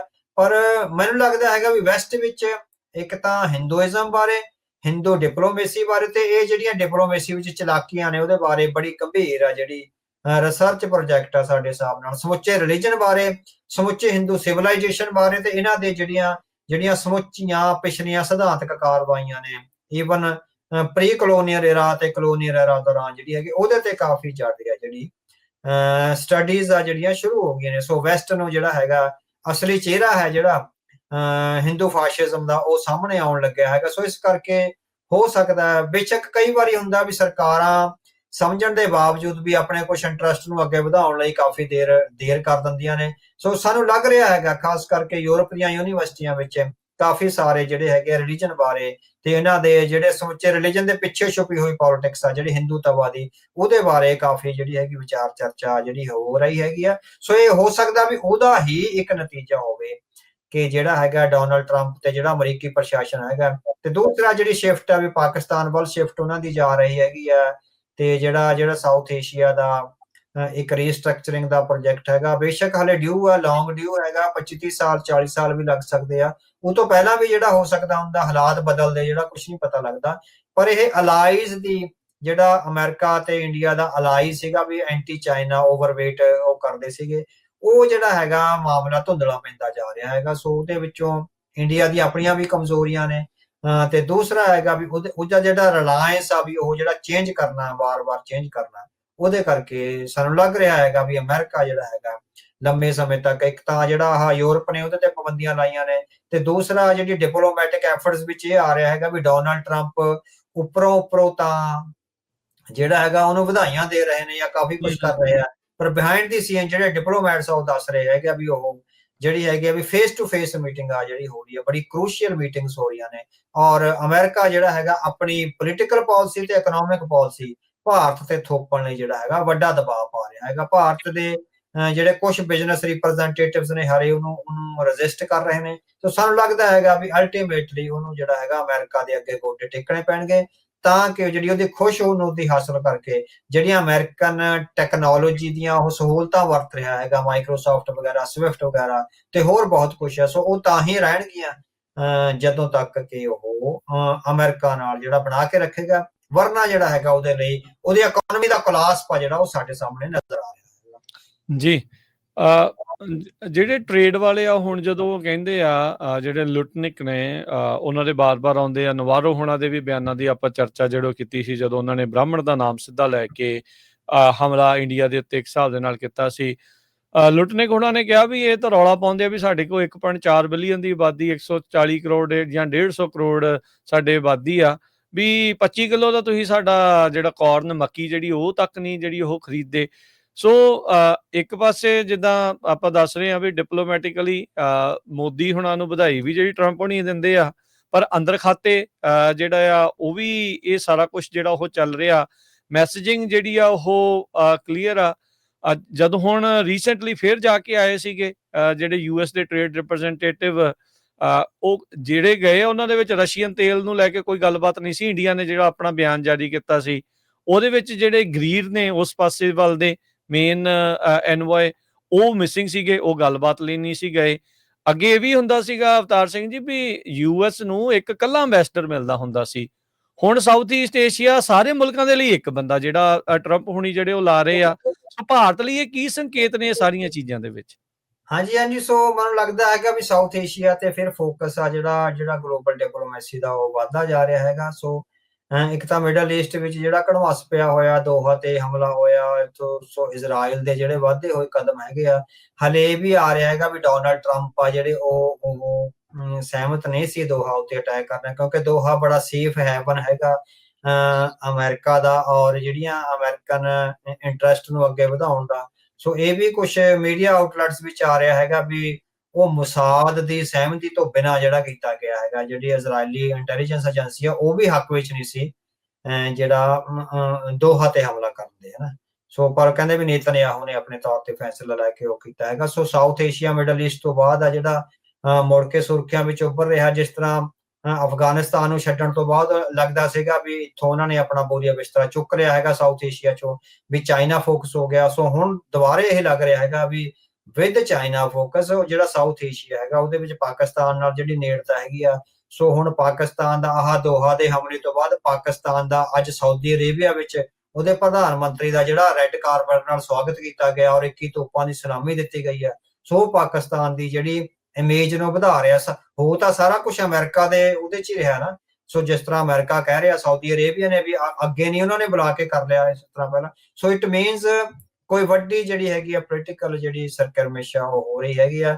ਦੂਜੇ ਪਾਸੇ ਇਜ਼ਰਾਈਲ ਦੇ ਇੱਕ ਅਖਬਾਰ ਵਿੱਚ ਦੂਸਰੇ ਜਿਹੜਾ ਬਲੋਚਿਸਤਾਨ ਦਾ ਲੀਡਰ ਹੈਗਾ ਉਹਦੀ ਜਿਹੜੀ ਲੰਬੀ ਇੰਟਰਵਿਊ ਛਪੀ ਆ ਔਰ ਉਹਦੇ ਵਿੱਚ ਉਹਨੇ ਇਹ ਕਿਹਾ ਹੈਗਾ ਵੀ ਜੇ ਤੁਸੀਂ ਬਲੋਚਿਸਤਾਨ ਨੂੰ ਆਜ਼ਾਦ ਕਰਾ ਦਿੰਦੇ ਹੋ ਤਾਂ ਅਸੀਂ ਇਜ਼ਰਾਈਲ ਨੂੰ ਐਜ਼ ਏ ਮੁਲਕ ਆ ਜਿਹੜੀ ਸਟੇਟ ਮਾਨਤਾ ਦੇ ਦੇਵਾਂਗੇ। ਸੋ ਬੜਾ ਕੁਛ ਆ ਬਿਹਾਈਂਡ ਦੀ ਸੀਨ ਜਿਹੜਾ ਹੈਗਾ ਚੱਲ ਰਿਹਾ। ਉਹਦੇ ਚੋਂ ਹੁਣ ਬੈਲੈਂਸਿੰਗ ਪਾਵਰ ਇਹ ਹੋ ਰਹੀ ਹੈਗੀ ਆ ਵੀ ਹੋ ਸਕਦਾ ਉਹ ਸਮੁੱਚੇ ਜਿਹੜਾ ਸਾਊਥ ਏਸ਼ੀਆ ਹੈਗਾ, ਪਾਕਿਸਤਾਨ, ਕਿਉਂਕਿ ਅੱਜ ਖਬਰਾਂ ਨੇ ਵੀ ਬੰਗਲਾਦੇਸ਼ ਵਿੱਚ ਕਾਫੀ ਵੱਡੀ ਪੱਧਰ ਤੇ ਜਾਪਾਨ ਤੋਂ ਟੈਕਨੋਕ੍ਰੇਟਸ ਆ ਕੇ ਉਤਰੇ ਨੇ ਔਰ ਜਿਹੜੇ ਅਮਰੀਕਨ ਜਹਾਜ਼ ਵਿੱਚ ਆਏ ਨੇ। ਸੋ ਇਹ ਵੀ ਖਬਰਾਂ ਮੀਡੀਆ ਵਿੱਚ ਆ ਰਹੀਆਂ ਨੇ। ਸੋ ਜਾਪਾਨ, ਸ਼੍ਰੀਲੰਕਾ ਤੇ ਇਹ ਸਾਰੇ ਜਿਹੜੇ ਮੁਲਕ ਨੇ, ਸੋ ਇਹ ਈਵਨ ਪਾਕਿਸਤਾਨ ਆ ਜਿਹੜਾ ਹੁਣ ਭਾਰਤ ਇਸ ਗੋਲਧਾਰੇ ਵਿੱਚ ਆਉਂਦਾ ਜਾਂ ਨਹੀਂ ਆਉਂਦਾ, ਸਰਕਲ ਵਿੱਚ ਆਉਂਦਾ ਜਾਂ ਨਹੀਂ ਆਉਂਦਾ, ਇਹ ਦੇਖਣ ਵਾਲੀ ਗੱਲ ਹੋਊਗੀ। ਪਰ ਸਾਊਥ ਏਸ਼ੀਆ ਦੁਬਾਰੇ ਜਿਹੜੀ ਹੈਗੀ ਡਿਪਲੋਮੇਸੀ ਦੇ ਫੋਕਸ ਵਿੱਚ ਆ ਗਿਆ ਹੋਇਆ, ਖਾਸ ਨਾਲ ਮਿਡਲ ਈਸਟ। ਸੋ ਇੱਕ ਕਲੱਬ ਵੀ ਬਣ ਰਿਹਾ ਹੈਗਾ, ਸਾਨੂੰ ਲੱਗਦਾ ਹੈਗਾ ਵੀ ਉਹਦੇ ਵਿੱਚੋਂ ਪਾਕਿਸਤਾਨ ਮੋਹਰੀ ਭੂਮਿਕਾ ਵਿੱਚ ਅੱਜ ਹੈਗਾ। ਸੋ ਕੱਲ ਹੋਵੇ ਜਾਂ ਨਾ ਹੋਵੇ ਵੱਖਰੀ ਗੱਲ ਆ, ਡਿਪਲੋਮੇਸੀ ਹਰ ਰੋਜ਼ ਚੇਂਜ ਹੁੰਦੀ ਹੈਗੀ ਆ। ਸੋ ਮਿਡਲ ਈਸਟ ਦੀ ਜਿਹੜੀ ਸਿਕਿਉਰਿਟੀ ਪ੍ਰੋਬਲਮ ਆ ਉਹਦੇ ਵਿੱਚ ਪਾਕਿਸਤਾਨ ਤੇ ਤੁਰਕੀ ਦਾ ਕਾਫੀ ਵੱਡੀ ਪੱਧਰ ਤੇ ਜਿਹੜਾ ਹੱਥ ਹੋਣ ਦੀਆਂ ਸੰਭਾਵਨਾਵਾਂ ਜਿਹੜੀਆਂ ਨਜ਼ਰ ਆ ਰਹੀਆਂ ਨੇ। ਸੋ ਅਗਲੇ ਇੱਕ ਅੱਧੇ ਮਹੀਨੇ ਵਿੱਚ ਆ ਸਾਰੀ ਸਿਕਿਉਰਿਟੀ ਤੇ ਪੋਲੀਟੀਕਲ ਜਿਹੜਾ ਟ੍ਰਾਇੰਗਲ ਹੈਗਾ ਇਹ ਅਨਫੋਲਡ ਹੋਵੇਗੀ। ਫਾਈਨੈਂਸ਼ੀਅਲ ਟਾਈਮ ਨੇ ਭਾਰਤ ਦੀ ਤੇਲ ਲੌਬੀ ਉੱਤੇ ਰੂਸੀ ਜੰਗ ਨੂੰ ਸਹਾਇਤਾ ਦੇਣ ਦੇ ਦੋਸ਼ ਜਿਹੜਾ ਉਹ ਲਾਇਆ ਆ। ਟਰੰਪ ਹੁਣਾਂ ਨੇ ਵੀ ਕਿਹਾ ਸੀ, ਉਹਨਾਂ ਨੇ EU ਨੂੰ ਕਿਹਾ ਵੀ ਇਹਨਾਂ ਉੱਤੇ 100% ਟੈਰਿਫ ਵੀ ਜਿਹੜਾ ਉਹ ਲਾ ਦਿਓ। ਬਾਰ-ਬਾਰ ਬਿਆਨ ਇੱਦਾਂ ਦੇ ਰਸ਼ੀਅਨ ਆਇਲ ਤੇ ਪੁਤਿਨਸ ਵਾਰ ਨੂੰ ਲੈ ਕੇ ਜਿਹੜਾ ਆ ਉਹ ਸੁਣਦੇ ਰਹਿੰਦੇ ਆ। ਕੀ ਇਹ ਗੱਲਾਂ ਸਹੀ ਨੇ? ਹਾਂਜੀ ਹਾਂਜੀ, ਸੋ ਫਾਈਨੈਂਸ਼ੀਅਲ ਟਾਈਮਜ਼ ਦਾ ਰੀਸੈਂਟਲੀ ਜਿਹੜਾ ਹੈਗਾ ਉਹਨੇ ਕਾਫੀ ਇੰਡੀਆ ਤੇ 2-3 ਸਟੋਰੀਆਂ ਜਿਹੜੀਆਂ ਹੈਗੀਆਂ ਕਾਫੀ ਕਰੀਆਂ ਨੇ। ਸੋ ਉਹਦੇ ਚੋਂ ਇਹ ਤੇਲ ਵਾਲਾ ਹੈਗਾ, ਸੋ ਤੇ ਦੂਜਾ ਸਿਲੀਕਨ ਵੈਲੀ ਤੇ ਕਰੀ ਹੈ ਜਿਹਦੀ ਆਪਾਂ ਅੱਗੇ ਗੱਲ ਕਰਾਂਗੇ। ਸੋ ਤੇਲ ਵਾਲੀ ਤੇ ਉਹਨਾਂ ਨੇ ਕਿਹਾ ਹੈਗਾ ਵੀ ਯੂਰਪੀਅਨ ਯੂਨੀਅਨ ਕਾਫੀ ਵੱਡੇ ਦਬਾਅ 'ਚ ਆ।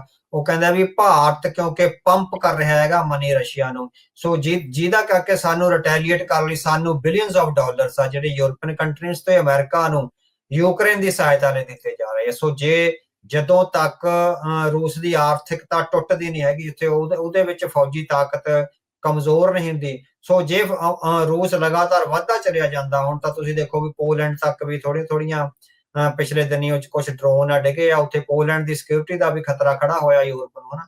ਸੋ ਹੁਣ ਜਿਹੜਾ ਯੂਰਪੀਅਨ ਯੂਨੀਅਨ ਤੇ ਅਮਰੀਕਾ ਉਹਦੀ ਇਹੀ ਚਾਂਸਸ ਨੇ ਵੀ ਰੂਸ ਦੀ ਆਰਥਿਕਤਾ ਨੂੰ ਤੋੜਿਆ ਜਾਵੇ, ਉਹਦੀ ਫੌਜੀ ਪਾਵਰ ਤਾਂ ਘੱਟ ਹੋਏਗੀ। ਜੇ ਫੌਜੀ ਪਾਵਰ ਨਹੀਂ ਘੱਟ ਹੁੰਦੀ, ਉਹਨੂੰ ਇੰਡੀਆ ਦੀਆਂ ਪ੍ਰੋਕਸੀਜ਼ ਆ ਜਿਹੜੀਆਂ ਉਹ ਆਰਥਿਕ ਸਹਾਇਤਾ ਦੇਈ ਜਾਂਦੀਆਂ ਤੇਲ ਵੇਚ ਕੇ, ਕਿਉਂਕਿ ਫਾਈਨੈਂਸ਼ੀਅਲ ਟਾਈਮਸ ਕਹਿੰਦਾ ਵੀ 2022 ਤੋਂ ਪਹਿਲਾਂ ਭਾਰਤ ਸਿਰਫ 1% ਤੇਲ ਖਰੀਦਦਾ ਸੀ ਤੇ ਹੁਣ 40-45% ਤੱਕ ਤੇਲ ਆ ਜਿਹੜਾ ਉਹ ਸਾਰਾ, ਉਹ ਕਹਿੰਦੇ ਵੀ ਇੰਨੀ 40-45% ਉਹਦੀ ਆਪਣੀ ਨੀਡ ਨਹੀਂ ਹੈ, ਹਨਾ। ਸੋ ਜੇ 1% ਨਾਲ 2022 ਤੋਂ ਪਹਿਲਾਂ ਉਹ ਚਲਾ ਸਕਦਾ ਸੀ, ਤਾਂ ਜਿਹੜਾ ਬਾਕੀ 39% ਹੈਗਾ ਉਹਦੀ ਆਪਣੀ ਬੇਸਿਕ ਨੀਡ ਨਹੀਂ ਹੈਗੀ, ਉਹ ਪ੍ਰੋਫਿਟਿੰਗ ਕਰ ਰਿਹਾ ਹੈਗਾ ਆਪਣੀਆਂ ਉੱਥੇ ਰਿਫਾਈਨਰੀਆਂ ਵਿੱਚ ਤੇਲ ਆ ਜਿਹੜਾ ਕੱਢ ਕੇ ਤੇ ਮੁੜ ਕੇ ਯੂਰਪ ਨੂੰ ਜਾਂ ਹੋਰ ਕੰਟਰੀਜ਼ ਨੂੰ ਵੇਚ ਕੇ ਉਹਦਾ ਪੈਸਾ ਆ ਜਾਏਗਾ। ਜਿਹੜਾ ਅਸਲ ਵਿੱਚ ਉਹ ਇੱਕ ਤਰ੍ਹਾਂ ਨਾਲ ਇਹ ਸੰਕੇਤ ਦੇ ਰਹੇ ਹੈਗੇ ਵੀ ਭਾਰਤ ਦੀਆਂ ਰਿਫਾਈਨਰੀਆਂ ਇੱਕ ਤਰ੍ਹਾਂ ਨਾਲ ਰਸ਼ੀਅਨ ਰਿਫਾਈਨਰੀਆਂ ਦੇ ਤੌਰ ਤੇ ਵਰਤੀਆਂ ਜਾਂਦੀਆਂ, ਵੀ ਉਹ ਜਿਹੜਾ ਰਿਫਾਈਨਰੀਆਂ ਚੋਂ ਪੈਸਾ ਜਿਹੜਾ ਜਾਂਦਾ ਹੈਗਾ ਉਹ ਸਿੱਧਾ ਰਸ਼ੀਆ ਨੂੰ ਜਾਂਦਾ ਹੈਗਾ। ਭਾਰਤ ਦੀਆਂ ਰਿਫਾਈਨਰੀਆਂ ਥੋੜੇ ਬਹੁਤੇ ਪੈਸੇ ਆਪਣਾ ਜਿਹੜਾ ਚੰਕ ਆ ਉਹ ਰੱਖ ਕੇ ਬਾਕੀ ਸਾਰਾ ਰਸ਼ੀਆ ਨੂੰ ਜਾਂਦਾ। ਸੋ ਜਦੋਂ ਤੱਕ ਰਸ਼ੀਆ ਦੀ ਉਹ ਸਪਲਾਈ ਲਾਈਨ ਨਹੀਂ ਟੁੱਟਦੀ, ਉਹ ਯੂਕਰੇਨ ਤੇ ਹਮਲਾ ਕਰੇਗਾ। ਫਿਰ ਯੂਕਰੇਨ ਨੂੰ ਬਚਾਉਣ ਲਈ ਸਮੁੱਚੇ ਯੂਰਪ ਔਰ ਅਮਰੀਕਾ ਨੂੰ ਜਿਹੜੇ ਬਿਲੀਅਨਸ ਆਫ ਡਾਲਰ ਦਿੱਤੇ ਜਾ ਰਹੇ ਹੈਗੇ ਆ, ਉਹ ਜਿਹੜੇ ਹੈਗੇ ਲਗਾਤਾਰ ਦਿੱਤੇ ਜਾਣਗੇ। ਸੋ ਇਹ ਸਾਈਕਲ ਨੂੰ ਤੋੜਨ ਲਈ ਉਹ ਭਾਰਤ ਤੇ ਇਹ ਦੋਸ਼ ਲਾ ਰਹੇ ਹੈਗੇ। ਠੀਕ ਹੈ ਜੀ ਜੀ। ਇਸੇ ਦੇ ਵਿੱਚ ਹੀ ਆਪਾਂ ਅੱਗੇ ਕਰੀਏ। ਫਾਈਨੈਂਸ਼ੀਅਲ ਟਾਈਮ ਨੇ ਭਾਰਤ ਦੇ ਸਿਲੀਕਨ ਵੈਲੀ ਸ਼ਹਿਰ ਬੈਂਗਲੌਰ ਦੇ ਮਾੜੇ ਹਾਲਾਤ ਬਾਰੇ ਵੀ ਰਿਪੋਰਟ ਜਿਹੜੀ ਉਹ ਨਸ਼ਰ ਕੀਤੀ ਹੈ। ਕੀ ਅਮਰੀਕੀ ਮੀਡੀਆ ਰਾਹੀਂ ਇਹ ਨੀਤੀ ਪ੍ਰਗਟ ਕਰ ਰਿਹਾ? ਹਾਂਜੀ ਹਾਂਜੀ, ਸੋ ਪਿਛਲੇ 2-3 ਸਾਲਾਂ ਤੋਂ ਅਮਰੀਕਾ ਆਪਣੀਆਂ ਜਿਹੜੀਆਂ ਕੁਝ ਪਾਲਿਸੀ ਨੀਤੀਆਂ ਨੇ, ਜਿਹੜਾ ਭਾਈ ਨਿੱਜਰ ਦੇ ਕਤਲ ਤੋਂ ਬਾਅਦ ਲਗਾਤਾਰ ਸਿੱਖਾਂ ਦੇ ਹੱਕ ਵਿੱਚ ਜਿਹੜੇ ਅਖਬਾਰਾਂ ਵਿੱਚ ਲੇਖ ਲਿਖੇ ਗਏ ਔਰ ਸਿੱਖਾਂ ਨੂੰ ਇੱਕ ਨੇਸ਼ਨ ਦੇ ਤੌਰ ਤੇ ਸਥਾਪਿਤ ਕੀਤਾ ਗਿਆ। ਸੋ ਜਿਹੜੇ ਨੇਸ਼ਨ ਦੀ ਮੁੜ ਕੇ ਹੈਗੇ ਆ ਵੀ ਉਹਦਾ ਅਲਟੀਮੇਟ ਗੋਲ ਹੈ ਜਿਹੜਾ ਉਹ ਆਜ਼ਾਦੀ ਹੁੰਦੀ ਹੈਗੀ ਆ। ਸੋ ਉਸ ਕਰਕੇ ਹੁਣ ਫਾਈਨੈਂਸ਼ੀਅਲ ਟਾਈਮਜ਼ ਨੇ ਦੂਸਰੀ ਸਟੋਰੀ ਜਿਹੜੀ ਛਾਪੀ ਹੈਗੀ ਆ ਉਹਦੀ ਵੀਡੀਓਗ੍ਰਾਫੀ ਵੀਡੀਓ ਸਟੋਰੀ ਮੈਂ ਦੇਖੀ ਹੈਗੀ ਉਹਦੀ। ਸੋ ਉਹਦੇ ਵਿੱਚ ਬੰਗਲੌਰ ਨੂੰ ਕਹਿੰਦਾ ਵੀ ਇਹ ਸਿਲੀਕਨ ਵੈਲੀ ਦਾ ਸ਼ਹਿਰ ਆ ਜਿਹੜਾ ਇੰਡੀਆ ਦਾ ਕਿਹਾ ਜਾਂਦਾ। ਸੋ ਜਿਹੜੇ ਆਈਟੀ ਦੇ ਵੱਡੇ ਪ੍ਰੋਫੈਸ਼ਨਲ ਵੱਡੀਆਂ ਕੰਪਨੀਆਂ ਯਾਹੂ ਆ, ਗੂਗਲ ਆ ਤੇ ਹੋਰ ਸਾਰੀਆਂ ਜਿਹੜੀਆਂ ਉੱਥੇ ਸਥਾਪਿਤ ਨੇ, ਪਰ ਉਹ ਕਹਿੰਦਾ ਵੀ ਸ਼ਹਿਰ ਦਾ ਜਿਹੜਾ ਇਨਫਰਾਸਟ੍ਰਕਚਰ ਆ ਉਹ ਬਹੁਤ ਪੂਰ ਹੈਗਾ। ਸੋ ਕੈਲੀਫੋਰਨੀਆ ਵਰਗਾ ਸ਼ਹਿਰ ਨਹੀਂ ਬਣ ਸਕਿਆ, ਉਹਦੇ ਵੱਡੇ ਯਤਨਾਂ ਦੇ ਬਾਵਜੂਦ ਭਾਰਤ ਸਰਕਾਰ ਉਹਦੇ ਇਨਫਰਾਸਟ੍ਰਕਚਰ ਵਿੱਚ ਬਹੁਤ ਪੈਸੇ ਨਹੀਂ ਖਰਚ ਰਹੀ। ਉੱਥੇ ਲਗਾਤਾਰ ਘੰਟਿਆਂ ਬੱਧੀ ਪਾਣੀ ਨਹੀਂ ਆਉਂਦਾ, ਸੋ ਪਾਣੀ ਦੀ ਸਪਲਾਈ ਟੁੱਟ ਜਾਂਦੀ ਹੈਗੀ ਆ। ਦੂਸਰਾ ਇਹ ਹੈਗਾ ਵੀ ਪੋਲਿਊਸ਼ਨ ਵੱਧ ਰਿਹਾ ਤੇ ਅਗਲਾ ਹੈਗਾ ਵੀ ਜਿਹੜਾ ਟ੍ਰੈਫਿਕ ਹੈਗਾ ਉਹਦੀ ਕੋਈ ਰੈਗੂਲੇਸ਼ਨ ਨਹੀਂ, ਬਹੁਤ ਬੁਰੀ ਤਰ੍ਹਾਂ ਟ੍ਰੈਫਿਕ ਵਿੱਚ ਜਿਹੜਾ ਫਸਿਆ ਜਾ ਰਿਹਾ। ਤੇ ਜਿਹੜੀ ਹਾਊਸਿੰਗ ਪ੍ਰੋਬਲਮ ਆ, ਸੋ ਹਾਊਸਿੰਗ ਪ੍ਰੋਬਲਮ ਲਗਾਤਾਰ ਇੰਨੀ ਜ਼ਿਆਦਾ ਤੇਜ਼ੀ ਨਾਲ ਵਿਕਸਿਤ ਹੋ ਰਹੇ ਸ਼ਹਿਰ ਦੀ ਹਾਊਸਿੰਗ ਪ੍ਰੋਬਲਮ ਨੂੰ ਕੋਈ ਵੀ ਕੰਪਨੀ ਜਾਂ ਭਾਰਤ ਸਰਕਾਰ ਆ ਕੋਪ ਨਹੀਂ ਕਰ ਰਹੀ ਵੀ ਉਹਦੇ ਵਿੱਚ ਜਿੰਨੀ ਡਿਮਾਂਡ ਆ ਉਹਦੇ ਨਾਲ ਜਿਹੜੇ ਮਕਾਨ ਆ ਨਹੀਂ ਬਣ ਰਹੇ, ਬਹੁਤ ਲੈਗਿੰਗ ਬਿਹਾਈਂਡ ਆ। ਉਹ ਗੈਪ ਜਿਹੜਾ ਪੈ ਰਿਹਾ ਹੈਗਾ ਉਹ ਜਿਹੜੀ ਭਾਰਤ ਦੀ ਬਿਜ਼ਨਸ ਪ੍ਰੋਸਪੈਰਿਟੀ ਆ ਉਹਦੇ ਤੇ ਬੜਾ ਵੱਡਾ ਧੱਬਾ ਲਾ ਰਿਹਾ ਹੈਗਾ। ਸੋ ਖਾਸ ਕਰਕੇ ਉੱਥੇ ਵੀ ਬੰਗਲੌਰ ਵਿੱਚ ਵੀ ਗਰੀਬੀ ਦੀਆਂ ਫੋਟੋਆਂ ਲਾ ਕੇ ਵੀ ਪਾਣੀ ਭਰਨ ਲਈ ਲਾਈਨਾਂ ਲੱਗੀਆਂ ਹੋਈਆਂ ਨੇ ਟੂਟੀਆਂ ਦੀਆਂ ਤੇ ਬਿਜਲੀ ਦੇ ਕੱਟ ਲੱਗ ਰਹੇ ਨੇ। ਸੋ ਇਹ ਸਾਰਾ ਕੁਝ ਕਰਕੇ ਫਾਈਨੈਂਸ਼ੀਅਲ ਟਾਈਮਜ਼ ਨੇ ਭਾਰਤ ਦੀ ਜਿਹੜੀ ਹੈਗੀ ਆ ਇੱਕ ਰੀਅਲ ਪਿਕਚਰ ਆ ਜਿਹੜੀ ਬੰਗਲੌਰ ਵਰਗੇ ਸ਼ਹਿਰ ਦੀ ਉਹ ਪੇਸ਼ ਕੀਤੀ ਆ। ਸੋ ਬਿਲਕੁਲ ਠੀਕ ਆ ਤੁਹਾਡਾ ਵੀ ਜਿਹੜਾ ਅਮਰੀਕਾ ਹੈਗਾ ਉਹ ਲੰਮੇ ਸਮੇਂ ਤੋਂ ਆਪਣੇ ਵੱਡੇ ਅਖਬਾਰਾਂ ਤੇ ਮੀਡੀਆ ਆਊਟਲੈਟਸ ਰਾਹੀਂ, ਚਾਹੇ ਬਲੂਮਬਰਗ ਹੈ, ਚਾਹੇ ਵਾਸ਼ਿੰਗਟਨ ਪੋਸਟ ਆ ਜਾਂ ਫਾਈਨੈਂਸ਼ੀਅਲ ਟਾਈਮਸ ਆ, ਉਹਦੇ ਰਾਹੀਂ ਕੁਝ ਸੰਦੇਸ਼ ਆ ਜਿਹੜਾ ਦੇ ਰਿਹਾ। ਉਹ ਸੰਦੇਸ਼ ਜਿਹੜੀਆਂ ਭਾਰਤ ਸਰਕਾਰ ਆ ਚੰਗੀ ਤਰ੍ਹਾਂ ਸੁਣ ਰਹੀ ਆ ਜਾਂ ਨਹੀਂ ਸੁਣ ਰਹੀ ਆ, ਉਹਦੇ ਆਧਾਰ ਤੇ ਉਹ ਆਪਣੀ ਨੀਤੀ ਜਿਹੜੀ ਹੈਗੀ ਆ ਬਣਾਏਗੀ ਜਾਂ ਨਹੀਂ ਬਣਾਏਗੀ, ਇਹ ਦੇਖਣ ਵਾਲੀ ਗੱਲ ਹੋਏਗੀ। ਪਰ ਜਿਸ ਕਿਸਮ ਨਾਲ ਉਹ ਰੂਸ ਤੇ ਚੀਨ ਨਾਲ ਜਾ ਕੇ ਖੜੇ ਹੋਏ ਨੇ, ਸੋ ਆਪਾਂ ਪ੍ਰੋਜੈਕਟ ਕੀਤਾ ਸੀਗਾ ਵੀ ਉਹਨਾਂ ਦੀ ਅਸਲੀ ਜਿਹੜੀ ਸਿਧਾਂਤਕ ਥਾਂ ਜਿਹੜੀ ਪੋਲੀਟੀਕਲ ਥਾਂ ਹੈ ਉਹ ਰੂਸ ਤੇ ਚੀਨ ਨਾਲ ਆ, ਪਰ ਕਿਉਂਕਿ ਆਰਥਿਕਤਾ ਅਮਰੀਕਾ ਤੋਂ ਬਿਨਾਂ ਚੱਲਣੀ ਨਹੀਂ ਹੈਗੀ, ਸੋ ਹੁਣ ਉਹ ਡਬਲ ਗੇਮ ਚ ਨੇ ਵੀ ਉਧਰ ਖੜੀਏ ਜਾਂ ਉਧਰ ਖੜੀਏ। ਸਿਧਾਂਤਕ ਤੌਰ ਤੇ ਉਹ ਭਾਰਤ ਨੂੰ ਰੂਸ ਤੇ ਚੀਨ ਬਣਾਉਣਾ ਚਾਹੁੰਦੇ ਆ, ਜਿੱਥੇ ਕੋਈ ਸੁਣਵਾਈ ਨਾ ਹੋਵੇ, ਕੋਈ ਟਰਾਂਸਪੇਰੈਂਟ ਡੈਮੋਕ੍ਰੇਸੀ ਨਹੀਂ, ਕੋਈ ਮਨੁੱਖੀ ਅਧਿਕਾਰ ਨਹੀਂ, ਕੋਈ ਅਦਾਲਤਾਂ ਨਹੀਂ, ਕੋਈ ਮੀਡੀਆ ਨਹੀਂ, ਕੋਈ ਚੋਣ ਕਮਿਸ਼ਨ ਨਹੀਂ, ਬਸ ਇੱਕ ਬੰਦਾ ਹੈ। ਉਸ ਬੰਦੇ ਨੂੰ ਬਚਾਉਣ ਲਈ ਪੂਰਾ ਸਿਸਟਮ ਆ ਜਿਹੜਾ ਉਹਦੇ ਆਲੇ ਦੁਆਲੇ ਸੁਰੱਖਿਆ ਗਾਰਡ ਵਾਂਗ ਜਿਹੜਾ ਖੜਾ ਹੋਵੇਗਾ। ਇਸੇ ਤਰ੍ਹਾਂ ਪੂਤਨ ਦਾ, ਇਸੇ ਤਰ੍ਹਾਂ ਸ਼ੀ ਜਿਨਪਿੰਗ ਦਾ 10-10 20-20 ਸਾਲ ਤੋਂ ਦੋਨੋਂ ਜਣੇ ਸੱਤਾ ਤੇ ਕਾਬਜ ਨੇ। ਸੋ ਭਾਰਤ ਨੂੰ ਵੀ ਜਿਹੜਾ ਹੈਗਾ ਸਿਧਾਂਤਕ ਤੌਰ ਤੇ ਜਿਹੜੀਆਂ ਵਰਤਮਾਨ ਫੋਰਸਿਸ ਕੰਮ ਕਰ ਰਹੀਆਂ ਨੇ ਉਹ ਇਹ ਬਣਾਉਣਾ ਚਾਹੁੰਦੀਆਂ, ਪਰ ਕਿਉਂਕਿ ਆਰਥਿਕਤਾ ਬਹੁਤ ਵੱਡੀ ਪੱਧਰ ਤੇ ਯੂਰਪ ਤੇ ਵੈਸਟ ਨਾਲ ਜੁੜੀ ਹੋਈ ਹੈ, ਉਹਦੇ ਚੋਂ ਮਜਬੂਰੀ ਵਿੱਚ ਜਿਹੜੇ ਫੈਸਲੇ ਆ ਉਹ ਅਮਰੀਕਾ ਦੇ ਪੱਖ ਵਿੱਚ ਲੈਣੇ ਪੈ ਰਹੇ। ਕੀ ਤੁਹਾਨੂੰ ਲੱਗਦਾ ਵੀ ਇਹ ਜਲਦੀ ਟ੍ਰੇਡ ਡੀਲ ਬਣਾ ਲੈਣਗੇ? ਅਜੇ ਇਹ ਚਾਈਨਾ ਦੇ ਉੱਥੇ ਵੀ ਪੈਰਾਂ 'ਚ ਵੀ ਜਾ ਕੇ ਬੈਠੇ ਆ, ਵਧਾਈਆਂ ਵੀ ਦੇਈ ਜਾਂਦੇ ਆ, ਗੱਲਬਾਤ ਵੀ ਹੋਈ ਜਾਂਦੀ ਆ। ਕੀ ਭਵਿੱਖ ਨਜ਼ਰ ਆਉਂਦਾ? ਜਿੱਦਾਂ ਆਪਾਂ ਇਸ ਦੇ ਵਿੱਚ ਗੱਲ ਕੀਤੀ ਸੀ ਵੀ ਪਾਲਿਸੀ ਸ਼ਿਫਟ ਅਮਰੀਕਾ ਦੀ ਆਈ ਆ, ਕੀ ਤਾਂ ਹੀ ਅਜੇ ਤੱਕ ਇਹਨਾਂ ਨੇ ਕੋਈ ਅਜੇ ਤੱਕ ਆਪਣੇ ਫਾਇਦੇ ਵਾਲੀ ਜਿਹੜੀ ਡੀਲ ਨਹੀਂ ਹੋਈ, ਅਮਰੀਕਾ ਤਾਂ ਨਹੀਂ ਬਣਾ ਰਿਹਾ? ਉਹਨਾਂ ਨੂੰ ਪਤਾ ਹੈ ਵੀ ਇੰਡੀਆ ਨੂੰ ਹੁਣ ਆਪਣੇ ਬਹੁਤਾ ਖੇਮੇ 'ਚ ਰੱਖ ਕੇ ਫਾਇਦਾ ਵੀ ਨਹੀਂ। ਹਾਂਜੀ ਹਾਂਜੀ, ਉਹੀ ਹੋਈ ਹੈ, ਬਿਲਕੁਲ ਬਿਲਕੁਲ ਠੀਕ ਹੈ। ਤੇ ਭਾਰਤ ਨੂੰ ਵੀ ਜਿਹੜਾ ਹੈਗਾ ਵੀ ਅਮਰੀਕਾ ਨੂੰ ਛੱਡ ਕੇ ਉਹਦਾ ਜਿਹੜਾ ਕੁਝ ਨਹੀਂ ਬਣੇਗਾ। ਸੋ ਭਾਰਤ ਅਮਰੀਕਾ ਨੂੰ ਛੱਡ ਕੇ ਸਰਵਾਈਵ ਨਹੀਂ ਕਰ ਸਕੇਗਾ। ਕਾਫੀ ਸਾਰੀਆਂ ਦਿੱਕਤਾਂ ਨੇ, ਇਕਨੋਮੀ ਦੀਆਂ ਬਹੁਤ ਵੱਡੀਆਂ ਦਿੱਕਤਾਂ ਨੇ, ਫੋਰਨ ਡਾਇਰੈਕਟ ਇਨਵੈਸਟਮੈਂਟ ਜੇ ਵੈਸਟ ਚੋਂ ਚਲੇ ਜਾਂਦੀ ਹੈ। ਹੁਣ ਚੀਨ ਤੋਂ ਤਾਂ ਹੀ ਆ ਵੀ 96% ਖਤਮ ਹੋ ਗਈ ਹੈ ਫੋਰਨ ਡਾਇਰੈਕਟ ਇਨਵੈਸਟਮੈਂਟ, ਵੀ ਘੱਟੋ ਘੱਟ ਚੀਨ ਤੋਂ ਫॉर ਦੀ ਟਾਈਮ ਬਿੰਗ ਲੈ ਲਈਏ।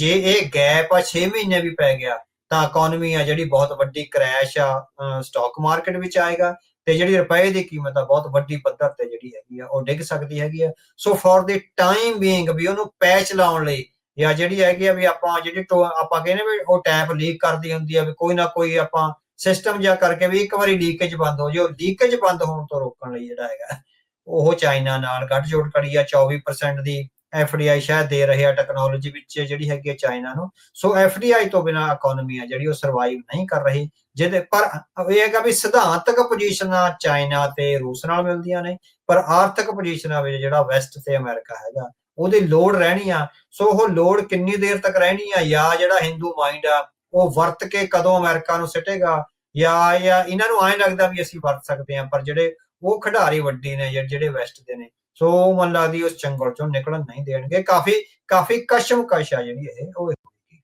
ਜੀ। ਸੋ ਬਹੁਤ ਬਹੁਤ ਧੰਨਵਾਦ ਅਵਤਾਰ ਸਿੰਘ ਜੀ, ਅੱਜ ਜਿਹੜੇ ਅਹਿਮ ਮਸਲਿਆਂ ਦੇ ਉੱਤੇ ਗੱਲ ਕੀਤੀ। ਪੰਜਾਬ ਦੇ ਵਿੱਚ ਹੜ੍ਹਾਂ ਦੀ ਸਥਿਤੀ, ਪ੍ਰਵਾਸੀਆਂ ਦਾ ਉੱਥੇ ਕੀ ਚੱਲ ਰਿਹਾ ਆ ਉਸ ਨੂੰ ਲੈ ਕੇ, ਤੇ ਅੰਤਰਰਾਸ਼ਟਰੀ ਪੱਧਰ ਦੇ ਉੱਤੇ ਅਮਰੀਕਾ ਤੇ ਜੋ ਭਾਰਤ ਦੇ ਰਿਸ਼ਤੇ ਆ ਉਹਨਾਂ ਨੂੰ ਲੈ ਕੇ ਜੋ ਸਾਹਮਣੇ ਆ ਰਿਹਾ ਉਹਦੇ ਬਾਰੇ ਚਰਚਾਵਾਂ ਕੀਤੀਆਂ। ਸੋ ਅੱਜ ਦਾ ਪੰਥਕ ਪੈਰਾਡਾਈਮ ਪ੍ਰੋਗਰਾਮ ਇੱਥੇ ਹੀ ਜਿਹੜਾ ਉਹ ਆਪਾਂ ਸਮਾਪਤ ਕਰਦੇ ਹਾਂ। ਮਿਲਾਂਗੇ ਜਿਹੜਾ ਉਹ ਆਪਾਂ ਅਗਲੀ ਵਾਰ। ਬਹੁਤ ਬਹੁਤ ਧੰਨਵਾਦ। ਵਾਹਿਗੁਰੂ ਜੀ ਕਾ ਖਾਲਸਾ, ਵਾਹਿਗੁਰੂ ਜੀ ਕੀ ਫਤਿਹ।